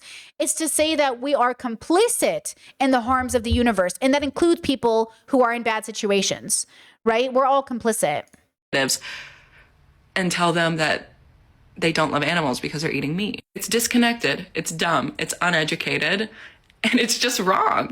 For example, when you eat vegan or vegetarianism, you're putting yourself at risk for higher deficiencies in things like B12, riboflavin, and iron. Not to mention, so many vegan supplements and like vegan alternatives to food have so much fucking sodium, which can be so dangerous for so many people. Not to mention, like, in order to eat vegan vegetarianism and to do so in a healthy way, you need to buy supplements. You need to have some sort of something supplementing the vitamins you're not getting through meat. And that's fine if that's attainable for her, but how can you also say that knowing that most of America is experiencing things like food insecurity and severe inflation of rental prices and gas prices, and most people can barely afford to eat, let alone to live? How can you say that people who eat meat don't love animals? Because also, vegan supplements are so fucking expensive. Go buy a thing of Beyond Meat versus a thing of hamburger meat, and I'm gonna tell you right now, you're gonna realize how much money you actually save not being a vegan and not being a vegetarian. Yeah, but like that's what, then you're saying what matters more than taking a life is saving a few dollars. You would make an amazing capitalist. That is what Jeff Bezos thinks. That's how billionaires think. So it comes at the cost of a few people's life, but I'll be rich. Isn't that interesting? Yeah. It's so fucking, I'm sorry. Now, of course, we'd like to believe that people who are struggling or in poverty aren't those people, but there are a lot of like wannabe millionaires who are sitting in poverty right now. There are a lot of like really homophobic, evil fucking people who happen to also be poor. So like we have to remember that too, right?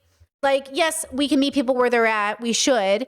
And we can't pretend like, oh, all these people are like, quote, good people or something. Now, hold on. Okay, before I keep going with this, I want to pause and question our way we think by introducing you a philosophical quandary that has hit the internet, and then we're going to go back to the vegan related stuff directly. So let me pull this up for you. So this was going viral. Hold on. I got to just put this together. Okay, you can pause. You can like the stream while you're waiting. Okay. Share this with your mom. Tell her I said hi. That I remember her fondly. Think of her all the time. So this red versus blue button dilemma was going around. It says, it's the new trolley problem for philosophy fucking Reddit nerds like me. You have two buttons. Press blue. If more people press this over red, no one dies. Press red. If more people press this than blue, everyone who pressed blue dies. Okay? I'm going to read it again. Press blue. If more people press this over red, no one dies. Press red. If more people press this than blue, everyone who pressed blue dies. You'll see Mr. Beast even asked his community, 56% of 300,000 votes, blue. This one here, Tim Urban asked his audience, 100,000 people, 57% blue. Here's a meme about it. There's this red button and a blue button. You with an emotionally support trolley lover, If you press the red button, the blue side gets angry. If you press the blue side, the red side gets angry. No matter which side you press, someone will get mad at you and probably claim you don't understand it. Okay. Right? Okay. Here's the thing. This relates to veganism. I want you to think about life this way. Depending on how you answer this question, or depending on how I'm asked the question, I have different answers. I sent this to a bunch of friends. I talked to a bunch of people, about this button question. Here's the thing. Okay. So there's 3 scenarios. So the first scenario is the one that I initially thought of when I saw the question. I thought, okay, if the whole population, 8 billion people, were given this question, okay, if you press blue, if more people press blue than red, no one dies. Okay, most people are going to press blue because they read no one dies, they're going to press blue. That's all they're going to read. Because over here, they're going to read everyone who pressed blue dies, and they're going to think, fuck, I don't want to die. I'm going to press blue. Okay? I also thought about children, old people, colorblind people, people who just picked blue because they didn't understand the question. If you asked me this question on a test and I was at university, I would have picked red. If you asked me this question when I was playing Squid Games with other people, I would have pressed red. If you ask me this question, assuming that I'm thinking about humans as they are, human beings, I assume most people will press blue. And I would not want those people to die, because then I would be stuck in a world with a bunch of people who press red and thought badly of the people who press blue, because only the people who press red, who at least by not only intuitionally I knew this to be true, but when I read all the comments was true, they think the blue people are stupid. They think they're idiots. They deserve to die. It's basically all the psychopaths chose red. And I'm saying, yes, if I was in a psychopath situation, I would pick red. If I was taking a logics test, I would press red, because logically, red, nobody dies, assuming no one presses blue. And yes, the question as it's phrased would mean that no one should be even pressing blue to begin with. But if you take into consideration people, you know there are going to be people who press blue. And if you want to preserve their life, you would press blue. The issue is people who press red didn't care about the lives of the people who press blue because they think they're stupid. The dilemma is, I guarantee you, probably someone in my life will press blue, including myself, for the sake of the other people who press blue. And that's the 2 different groups of people. But sure, if I was playing this game in a room where it was like survival of the fittest and I didn't care about anybody else in that room, I would have pressed red. Right? So that's the problem when these questions come up. They're not meant for there to be a right answer. They're meant to test your morality. That's what the trolley problem is. The trolley problem has no right answer. The answer is a test. It's a mirror into your own morality. That's what philosophy does. Philosophy holds no objectivity. It only challenges the thinker to really contend with its own conclusion.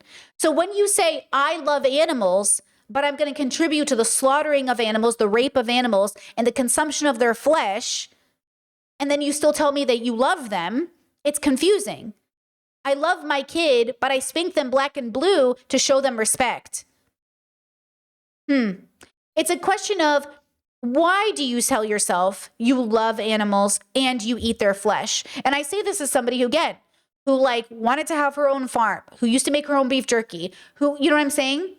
Okay. So I do understand, but this is why I tell you, philosophy is so exciting for me, because philosophy is just a challenge to you, your ethics, your values. It is not telling you the right answer. You have to discover what's the right answer. Okay?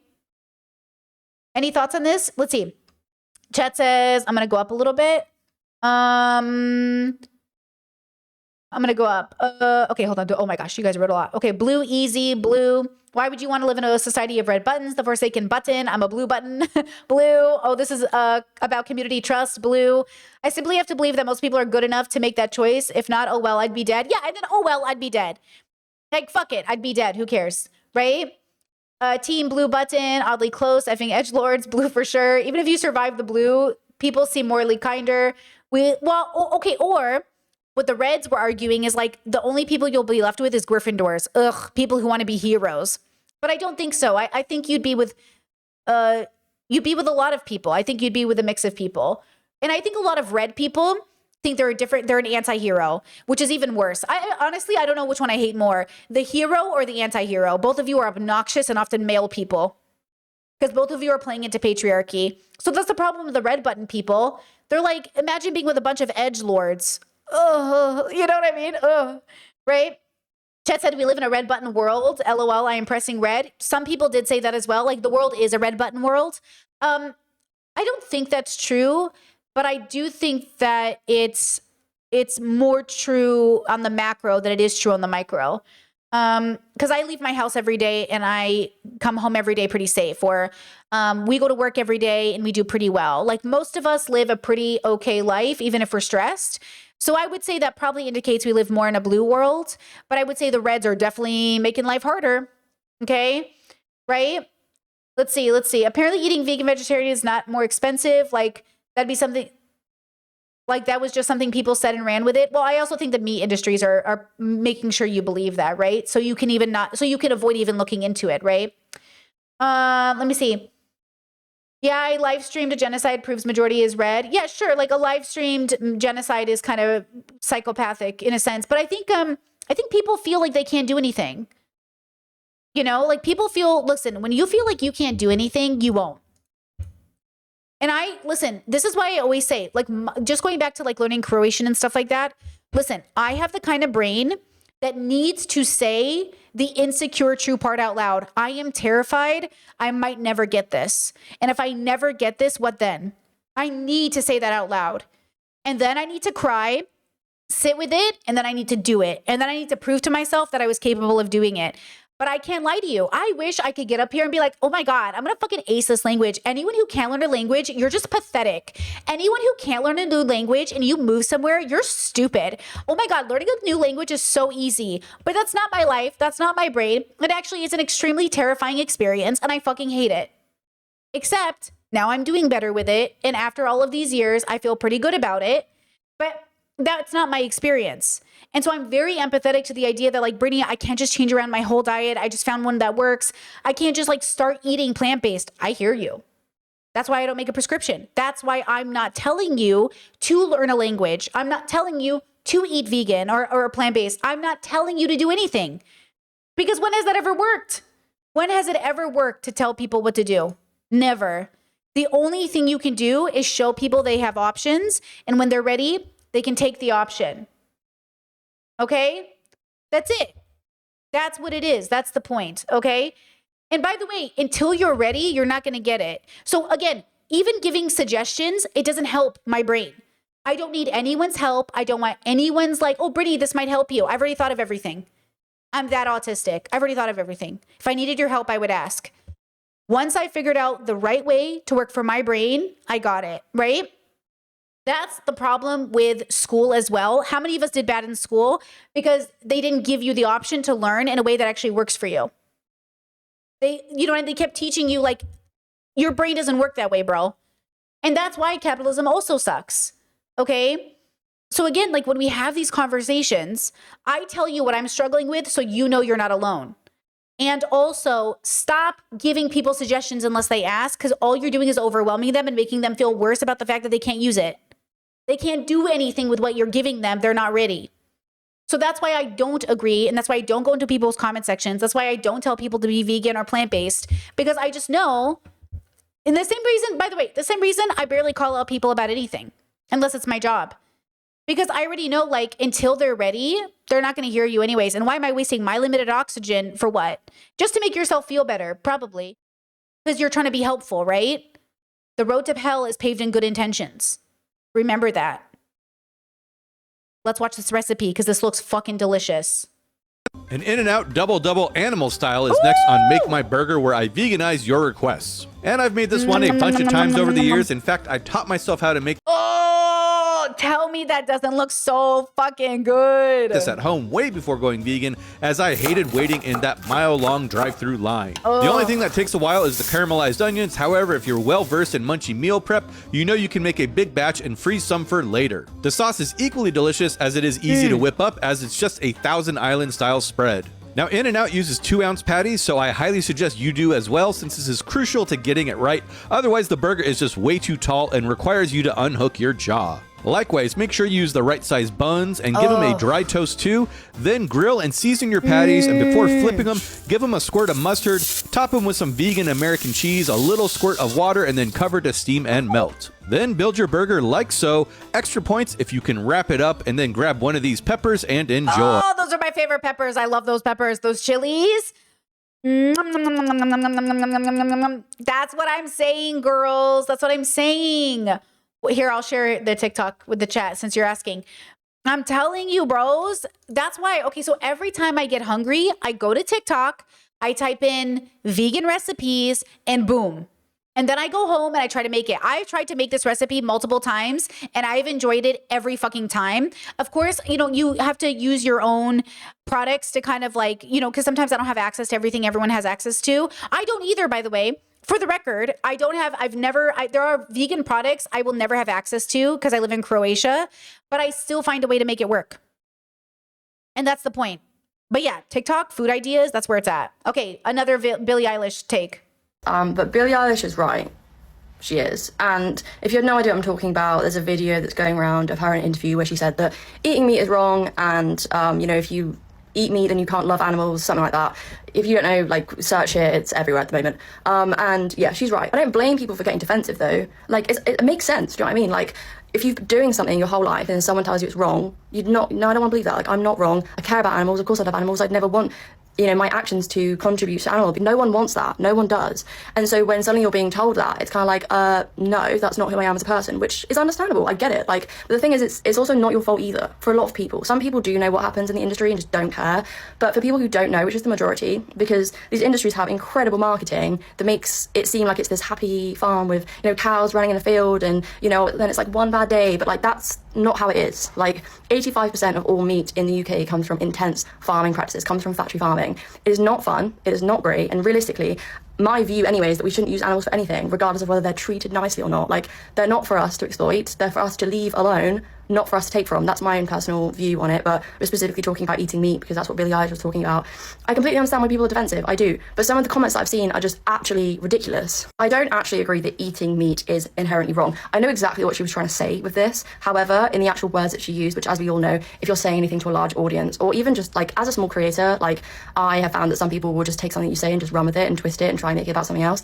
Like, people have taken these words and twisted them, and I know exactly what she meant, but for the people who don't, eating meat isn't actually inherently wrong. Like, the actual act of having it in front of you and eating it is not wrong. A lot of animals do that. It's very natural. We have the biology and the anatomy to do so. It's not wrong. However, what is wrong is this fact that we have a supply chain. It's not food chain. It's not for survival. It's for Yeah, there's my Discord and I were just talking about scavenger vegans, like vegans who eat roadkill. But then some vegans would say that roadkill should go into the animal ecosystem around the roadkill. But there are people who there are, quote, vegans who will eat like roadkill, animals that die. But honestly, girl, like, I don't even want it at that point. That's for the bugs now, girl. You know what I mean? Like, I'm good, you know? So I'm kind of like, I'm good. I just don't want to. Like, I don't know why you want to. That's the question. Like, could I date somebody who ate roadkill? Probably not. Everyone was making fun of RFK Jr. for picking up that dead bear to eat it. Why? He's basically a scavenger vegan. You know what I mean? You know what I'm saying? I'm good, girl. I don't want it. money. It's industries producing, well, breeding these animals, these individual sentient beings that deserve the rights to their life just as much as we do, and treating them as products and then selling their body for money, right? Like, that's what this is. And that's why it's wrong. So eating meat within itself is not actually wrong.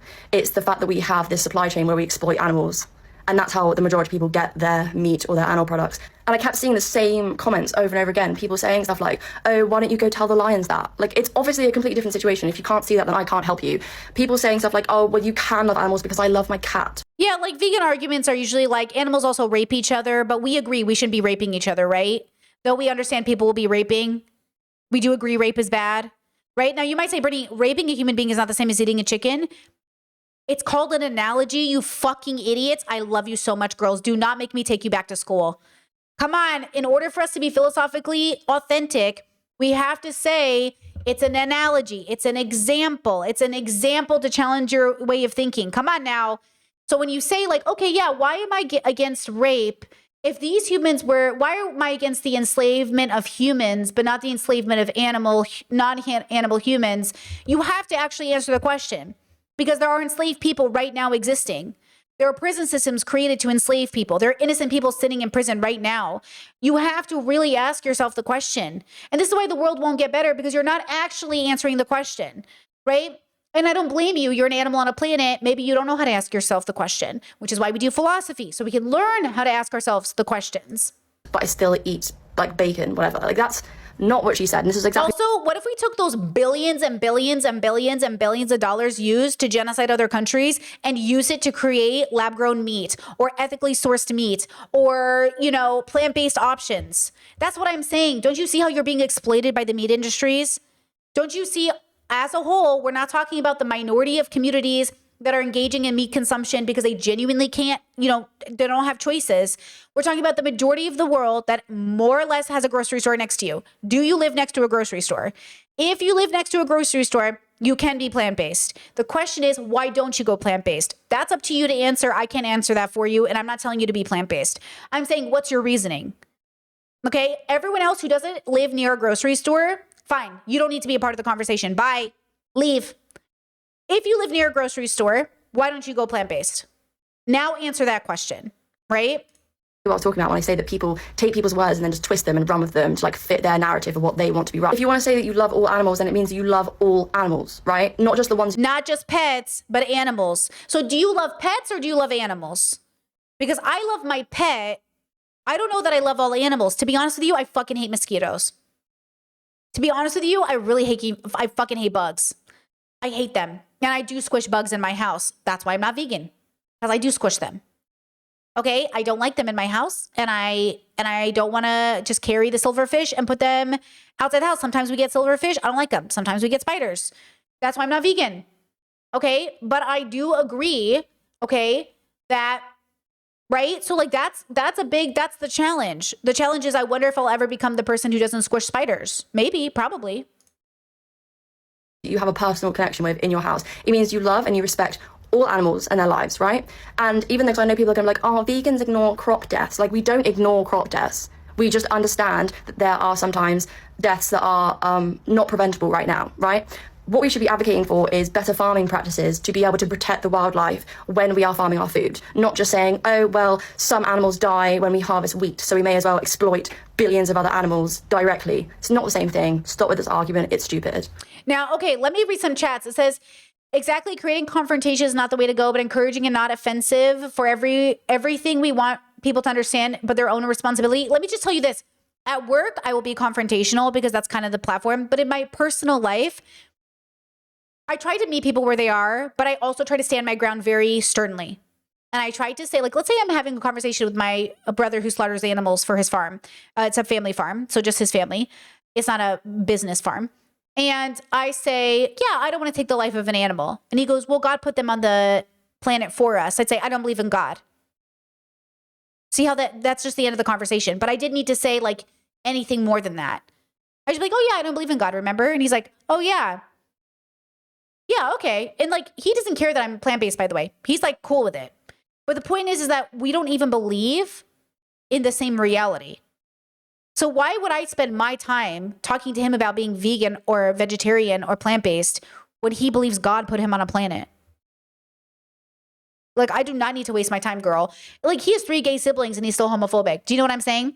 Okay, chat says, Britt, I love your content. I love being here. Please don't block me. I genuinely am not going to block genuine people, girl. Don't even worry. But I've never disagreed with you more because of Billie Eilish's quote. These are false dichotomies, are dangerous and intellectually lazy.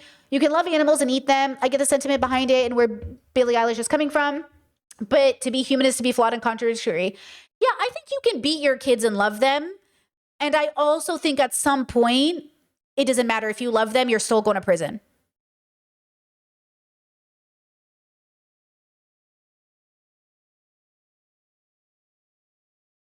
I think love just means something so different to different people.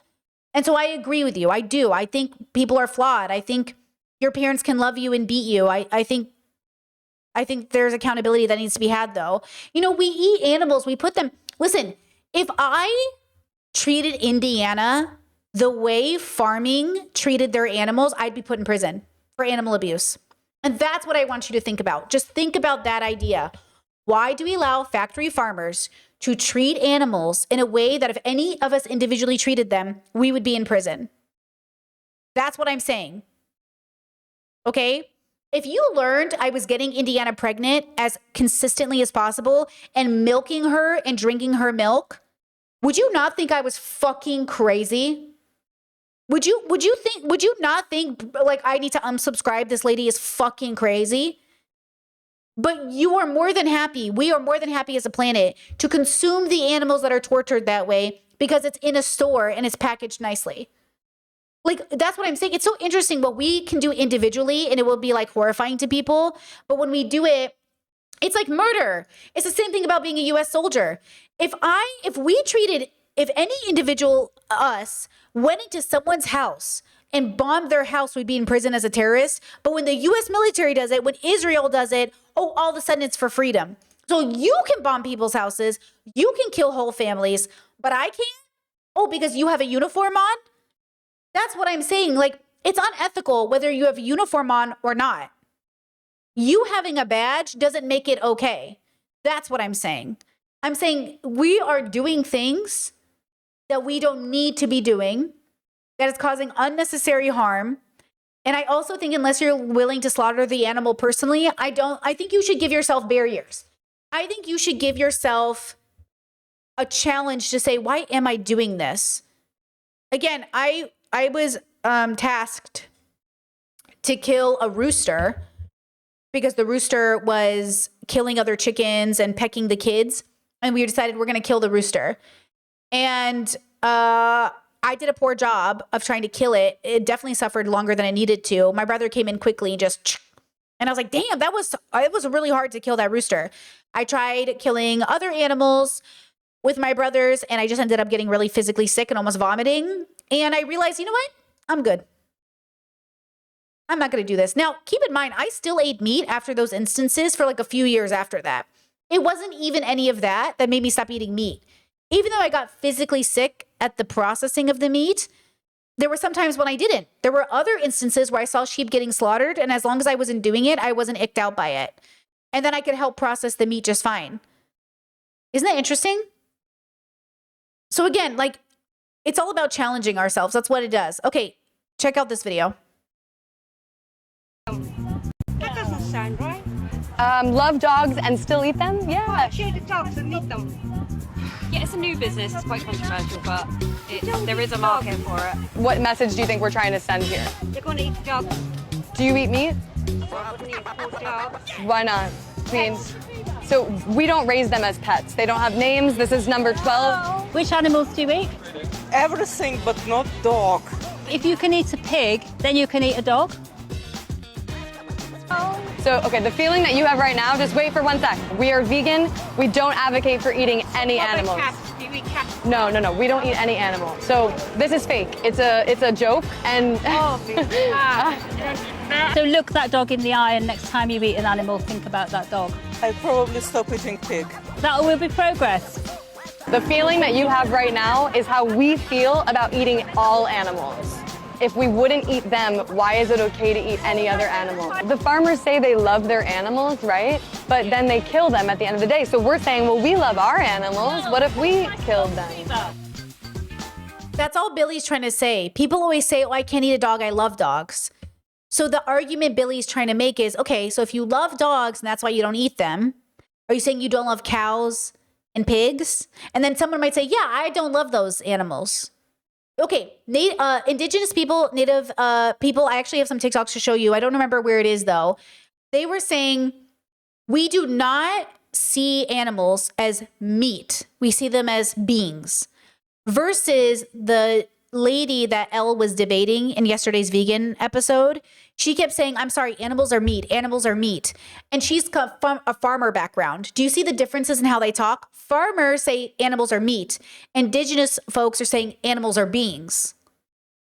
So there is a level of respect. There's a level of efficacy that is better done by indigenous communities because there's a cycle of like a circle of life respect, right? Versus farmers, there's an entitlement. aspect, at least in the conversation, in the context we're having it, right? Okay, another TikTok. As a meat eater who doesn't really like animals, people who love dogs would never think that it's okay to eat dogs. People who love cats or horses would never in a million years want to eat their pets. So I kind of agree with what Billie Eilish says. Like, if you love animals, I don't think that you would be able to reconcile eating them. And to me, it's okay to not love animals. But a lot of people keep bringing up all these different things irrelevant to the argument at hand. I think the argument is the question of whether or not you can love animals and eat them, which I think, yeah, and she's kind of onto something with that. If you guys want to talk about ethical farming, ethical hunting, that's another conversation. The conversation at hand is it moral to kill animals for food? I think it is. But if you love animals, it's a little bit tricky to reconcile the love for animals and eating them. Okay, hold on. Chad says Billie is wrong though because she's not being clear enough. She's not wrong because you don't understand her. The argument you're making is wrong because you can't say she's wrong. I don't understand her. I understood her perfectly. I feel like she made a lot of sense, right? So she can't be wrong for that reason. She must be wrong for a different reason. Right? So now you need to come up with a reason for why she's wrong, a different reason. Okay? If I say to somebody, okay, I said to a family member, like, oh my God, he pursued a child. And they're like, oh my God, he pursued a child? I was like, he pursued a child. And they're like, oh my God, like, how old were they? And I was like, I think they were like 16 or 17 at the time. And they go, oh, well, it's not a kid. It's not a child. Do you see the problem there? Because what you're doing now is now you're relaxed. Now you're like, oh, that's not as bad as I thought. The problem is it's still a kid. 16 is still a kid. That is still a child. It may be not the child you imagined, but they're definitely kids, bro. Right? So when you have that conversation, okay, you have to be, what it's telling me is the people who are receiving it are wrong. You see how the person who felt relaxed is wrong? That's who's wrong, not the person who called the teenager a child. Do you know what I'm saying? It's a reflection of your values that you're upset with Billie Eilish. Because don't you probably believe that people in different cultures get to have their own beliefs and that you generally respect people for believing different things? But all of a sudden, for some reason, her particular value is very specifically offensive. Why is it specifically offensive? Why is that one specifically the most offensive? You know, you said she's wrong because she's applying her own moral standard to everyone else. If she says I'm vegan because I want to reduce harm caused to animals, 100% agree. Yeah, but you're doing that right now. What does it matter what Billie thinks if you're saying we shouldn't apply our own belief system to other people? Billie is saying her hot take, which is always controversial, is you can't love animals and eat them. That's Billie's belief. Billie is entitled to this belief. She's not forcing you to not eat meat. She's not asking for policy changes. She's not evoking politicians to fight for her. She's just saying she thinks animals shouldn't be exploited. You're saying Billie's bad for not wanting to kill things. Like, that's what I want you to contend with. That Billie is the bad guy for saying that we shouldn't kill animals. So I want you to realize that you're advocating for the slaughter of living creatures to be raised into captivity to simply be killed. That's all the argument is, right? Love is subjective, okay? It's very specific. So she can have the opinion that to her, you cannot love animals and eat them. That is an okay statement to make, right? Chad said if you love animals, you should consider learning about the meat industry if you want to understand why can't you love animals. It was bro, lock in, please. It was a hot take. The format of the video is hot take. Okay, watch it again, guys. Media literacy, please. Media literacy, please. Put all of your thinking caps on today. Eating meat is inherently wrong. And then the other thing is, two things cannot coincide. I love animals. I love all animals so much, and I eat meat. You can't do both. Sorry.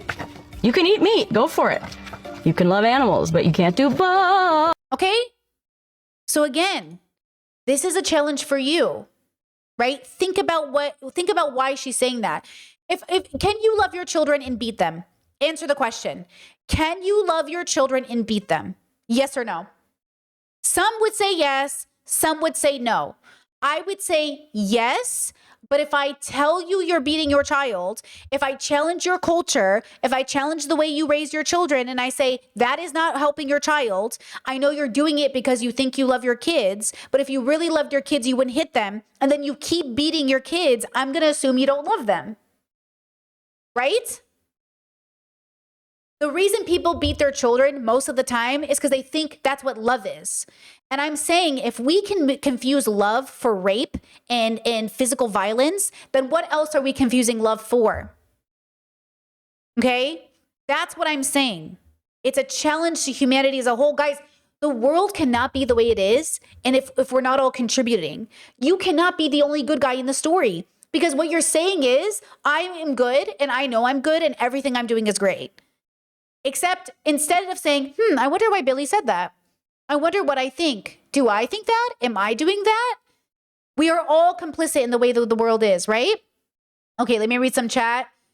Okay, let's see. Can't love animals and eat them is like you can't love someone and abuse them is what she's saying. That is what she's saying, right? Now, you can disagree on that, right? Bell Hooks always said, like, she infamously says, like, love can't exist where abuse is. And I think that's because we're raised, especially women, we're raised to believe that abuse can still have love. And though I think that can be technically true, I think it doesn't matter. Like, the love at this point doesn't even matter. Like, what good is your love if you beat me? What good is your love if you rape me? What good is your love if you're bigoted towards me?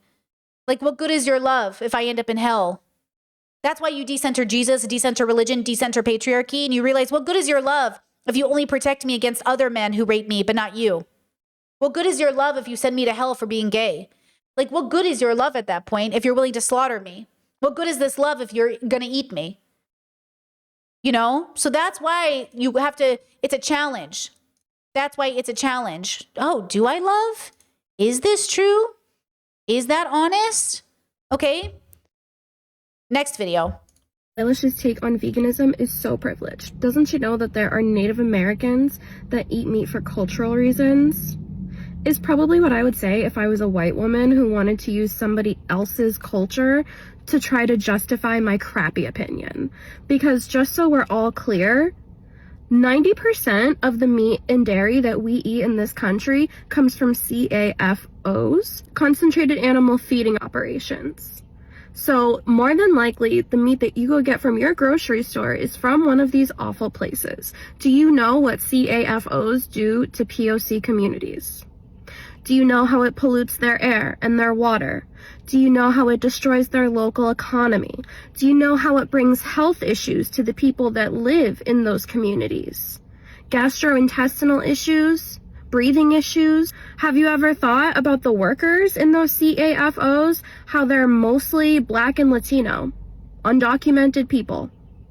Have you ever thought about the mental anguish that they must experience having to kill animals repeatedly all day long, every single day? Do you think about that when you're calling Billie Eilish privileged for promoting veganism? Do you think about how the workers that pack your meat suffer on average 2 amputations per week? And just so we're clear, these are Latinos, African Americans, and other POCs, mostly undocumented people. A large portion of them are undocumented. I just think if you want to sit there and call vegans privileged and unaware, maybe you should look into where your meat and dairy comes from and how you're the one who's sitting there trying to use Native Americans to justify calling someone else privileged. You don't even realize how privileged you are to go to the store and pick up that pound of hamburger meat that took more water than 20 ChatGPT prompts to produce and probably cost someone a limb that week. But hey, yeah, I'm the privileged one. Billie Eilish is the really privileged one for trying to speak on an important issue that affects POC communities more than you would ever think because you don't care to know. Okay, I will say the only issue with this argumentation, and I will say this, is that being vegan doesn't mean you're not racist, and Billie does have a history of engaging and associating with maybe problematic people. So this isn't even a defense of Billie Eilish as a person, because I think she's deeply problematic, and I think she's in a bad relationship with a man who's 31 and she's 24. I don't know what that's about. Okay, so Billie needs somebody save Billie. But I will say that I don't think Billie Eilish is thinking about POC communities or the environment when she's talking, because most vegans, again, veganism is about the exploitation of animals. It is not a climate statement. It's not anything else. It does help the climate. It does help POC people. It does help other people, but it doesn't have to. So I don't know how much Billie Eilish really like cares about those people, but I would say this girl does. And that is another way to look at it too. So she's giving just another perspective. Okay, here's another perspective. Billion animals. How are we feeding 80 billion animals, but we can't feed 8 billion humans? So process that information, girls. You are being exploited by the meat industry. So all the feed, all the food they are raising, all the farms that exist just to feed the cows so you can buy the meat instead of just feeding you directly. This is why capitalism is evil. It actually goes all the way back to grade school, the food chain. At the bottom, we have plants which get their energy from the sun, then primary consumers like deer which eat the plants, and secondary consumers like lions which eat the deer. But according to the law of energy transfer, percent of energy is lost along each stage of the food chain. So the sun may provide 10,000 calories of energy to the grass, the deer then eats that grass and it only gets 1,000 calories, and by the time we get to the lion, it only has 100 calories out of the original 10,000. That's only 10% of the original energy. Now let's replace. I think she made a community note about that 10% edit. There's an error in this video. While 10% of the energy is transferred at each step of the food chain, the final amount is just 1% of the original, 100 out of 10,000, just so you know. The grass with corn, the deer with a cow, and the lion with a human, and we have our current food system. Most of us today are. This, by the way, was in a documentary that I was watching about getting your vitamins, like your B12 and stuff, and like your protein. And when I learned that we get protein from animals who eat plants, I was like, what? And then I was like, I'm just going to go straight to getting my protein from plants then. Why the fuck am I eating an animal for protein if protein only exists in the animal? You know what I'm saying? Like, what the fuck? Eating towards the top of the food chain where there isn't much energy left. But what if we ate the plants directly rather than feeding them to animals first? We'd actually recover a majority of these calories. One estimate suggests that if we ate all of the crops meant for animal feed, we would save. Okay, chat says, I eat meat, but sometimes I find both on the internet, the people who eat meat and the vegans who don't eat meat very annoying. I wonder if it's just an internet thing. It's a human thing. Guys, you're annoying. You are unbearably annoying. I am unbearably annoying. We are so fucking annoying. We are the worst. Period. That's not a reason not to be a good person. Okay?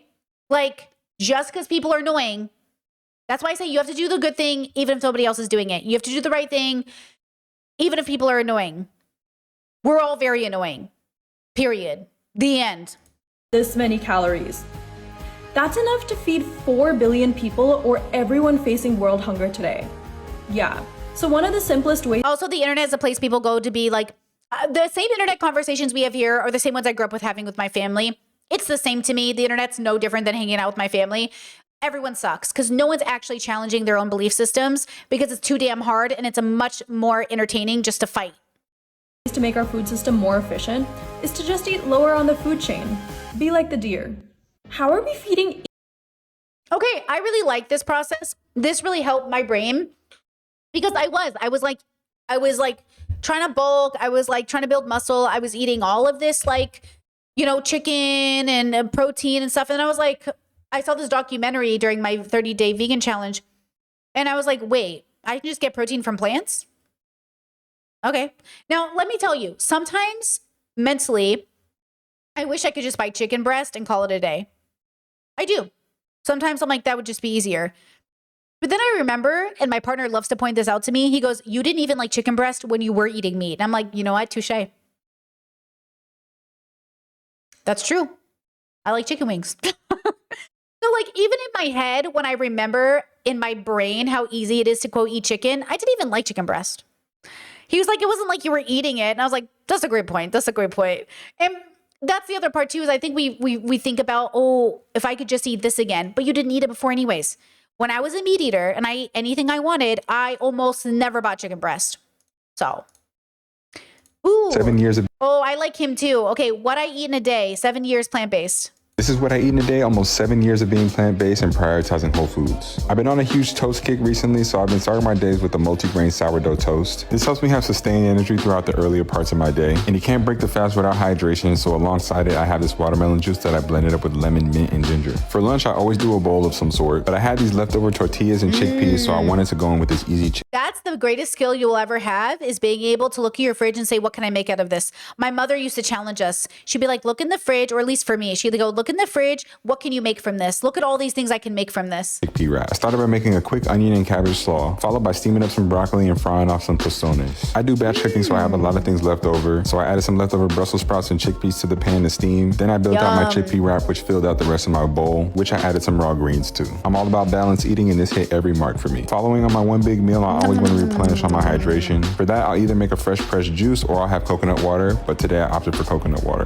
The electrolytes help me stay regulated and energized through the later parts of my day. And later in the day, I like to keep things light, so I almost always make an acai bowl. And this Ninja Swirl has been a game changer as far as elevating the texture of my bowls every night. Top it off with some fresh fruit, some granola, and a bit of seed butter if I'm feeling it. And that's a balanced day of eating that keeps me feeling whole, and I can't wait to do it again tomorrow. This is what I eat in a day, almost 7. Every time I need to feel inspired, you know, every time I need to think about what I'm eating. And guys, I just go for what I want. Like, I imagine the food I want. I go, do I want that? No. It's like I'm almost Tinder dating for food. I'm like, do I want chickpeas?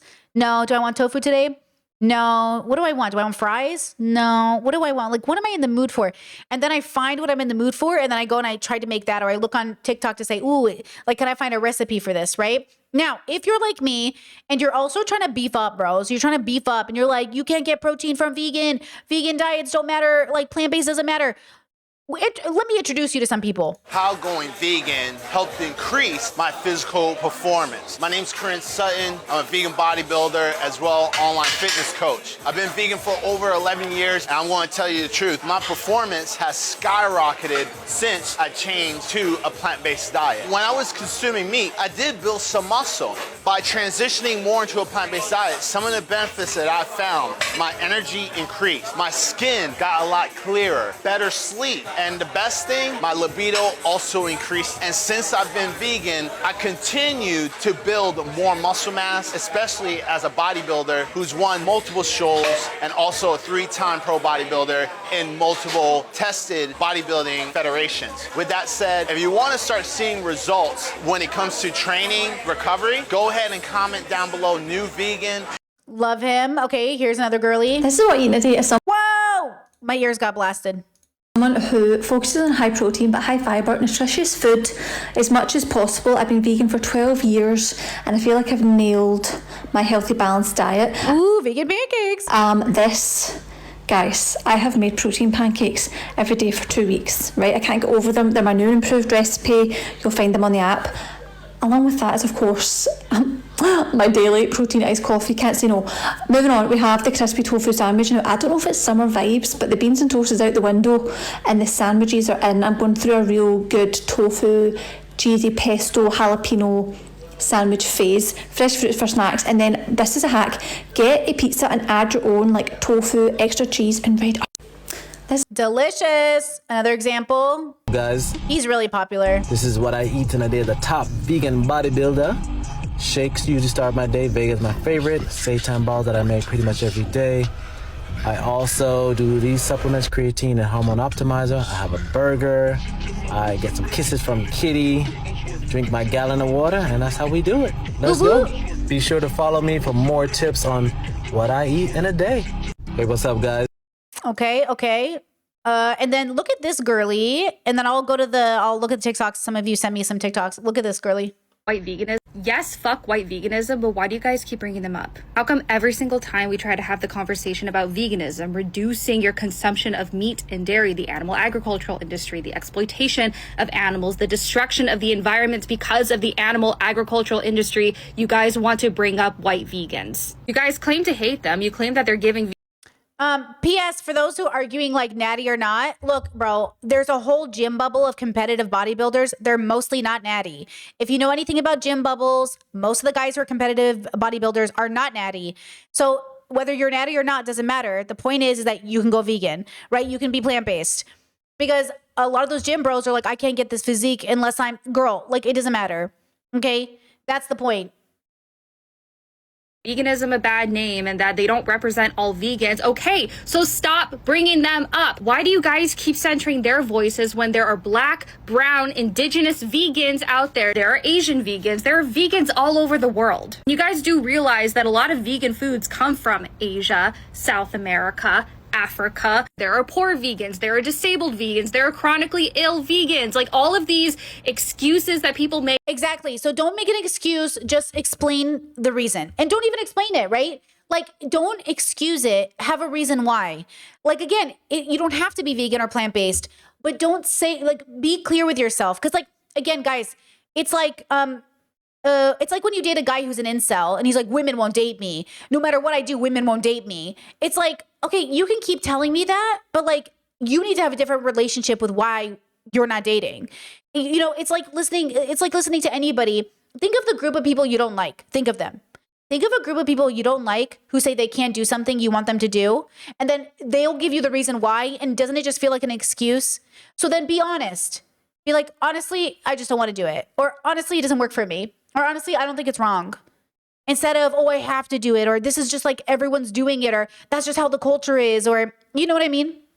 For not going vegan because of these reasons. Okay, there are vegans out there that check all of those boxes and they share their resources. They share what they do. There are vegans who live in food deserts. Like, why don't you guys center those voices? If you actually care this much about the environment, if you care about animal exploitation, if you care about the harms of the animal agricultural industry, center the voices that you want to listen to and stop talking about white vegans. And please stop using indigenous people as a shield for why you don't want to go vegetarian, vegan, or just even reduce. Yeah, see, that's the part that's annoying to me, is when non-indigenous people bring up indigenous people. Like, girly, are you them? Are you doing what they're doing? Then keep your mouth shut. Indigenous people are on their own journey with their own struggles. Colonization has ruined their communities in so many ways, but they can't be the reason that's why I said everybody who's chronically ill, everybody who has super strict diets, everybody who is in a food desert, I will even eliminate you from this running. Everybody who has the privilege of being near a grocery store and shops at a grocery store, Costco, Sam's Club, Ralph's, whatever, you have access. So you can't say I don't have access.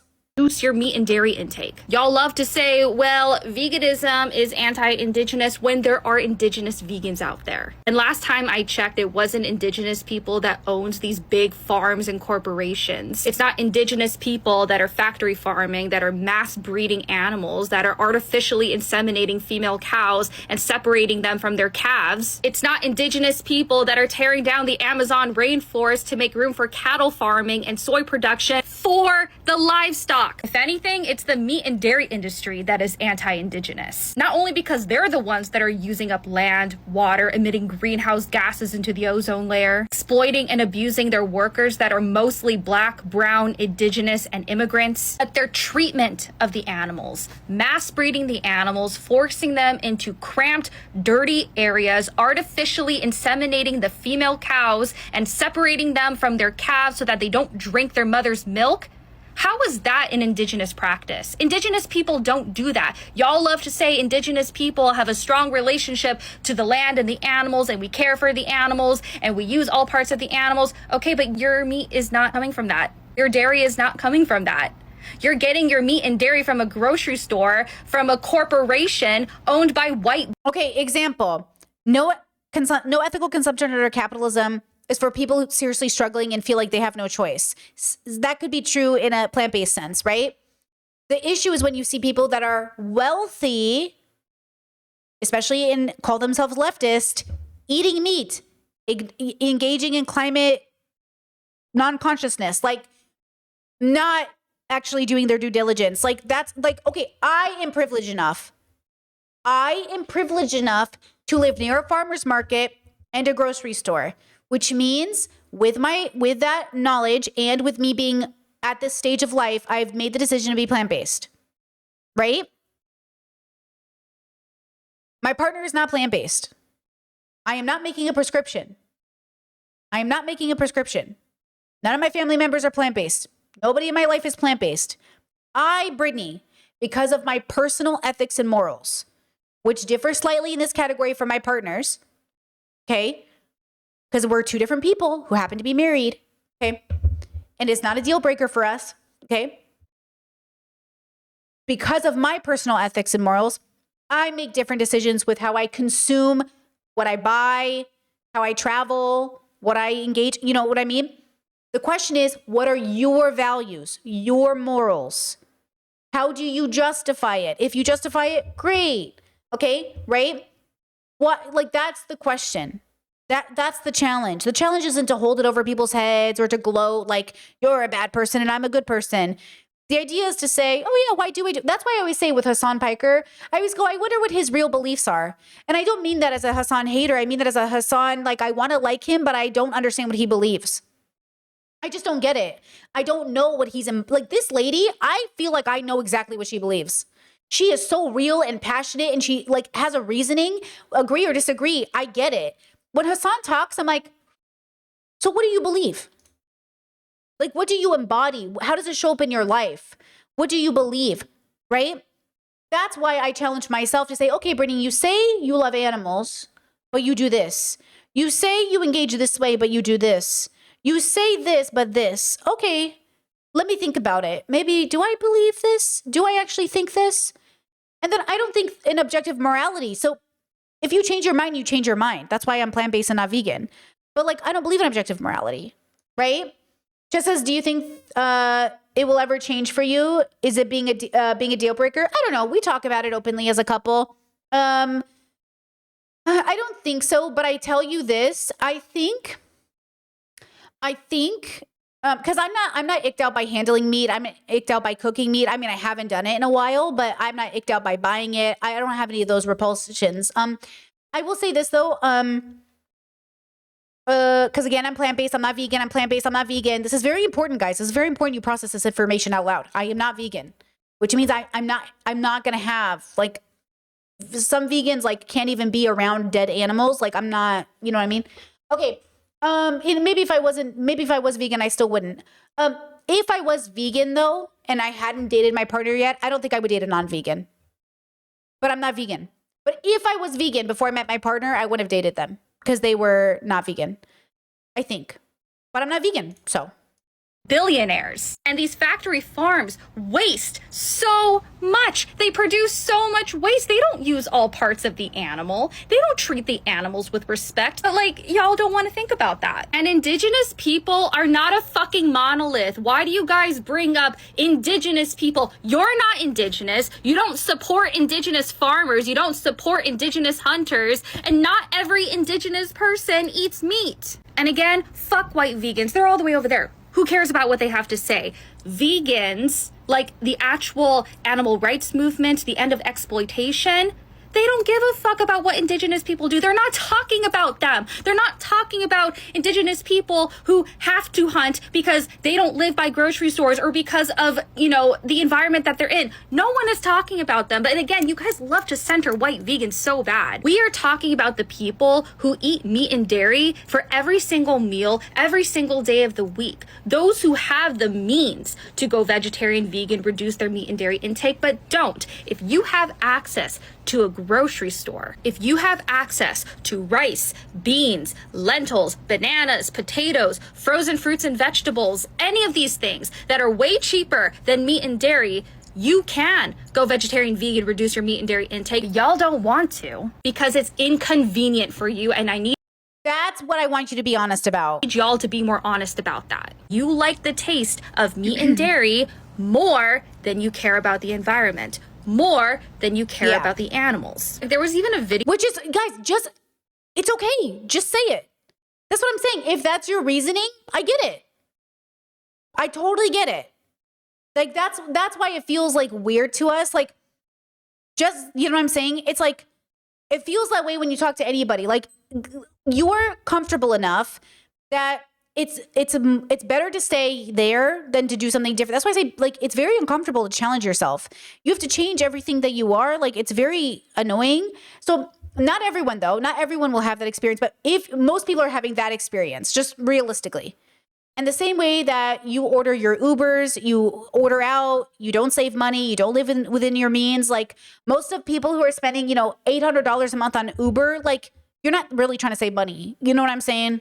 Like you say that like the same people who are making $250,000 a year showing up on a Ramith's show talking about how like we live paycheck to paycheck. Girlies, you are not living paycheck to paycheck on $250,000 a year.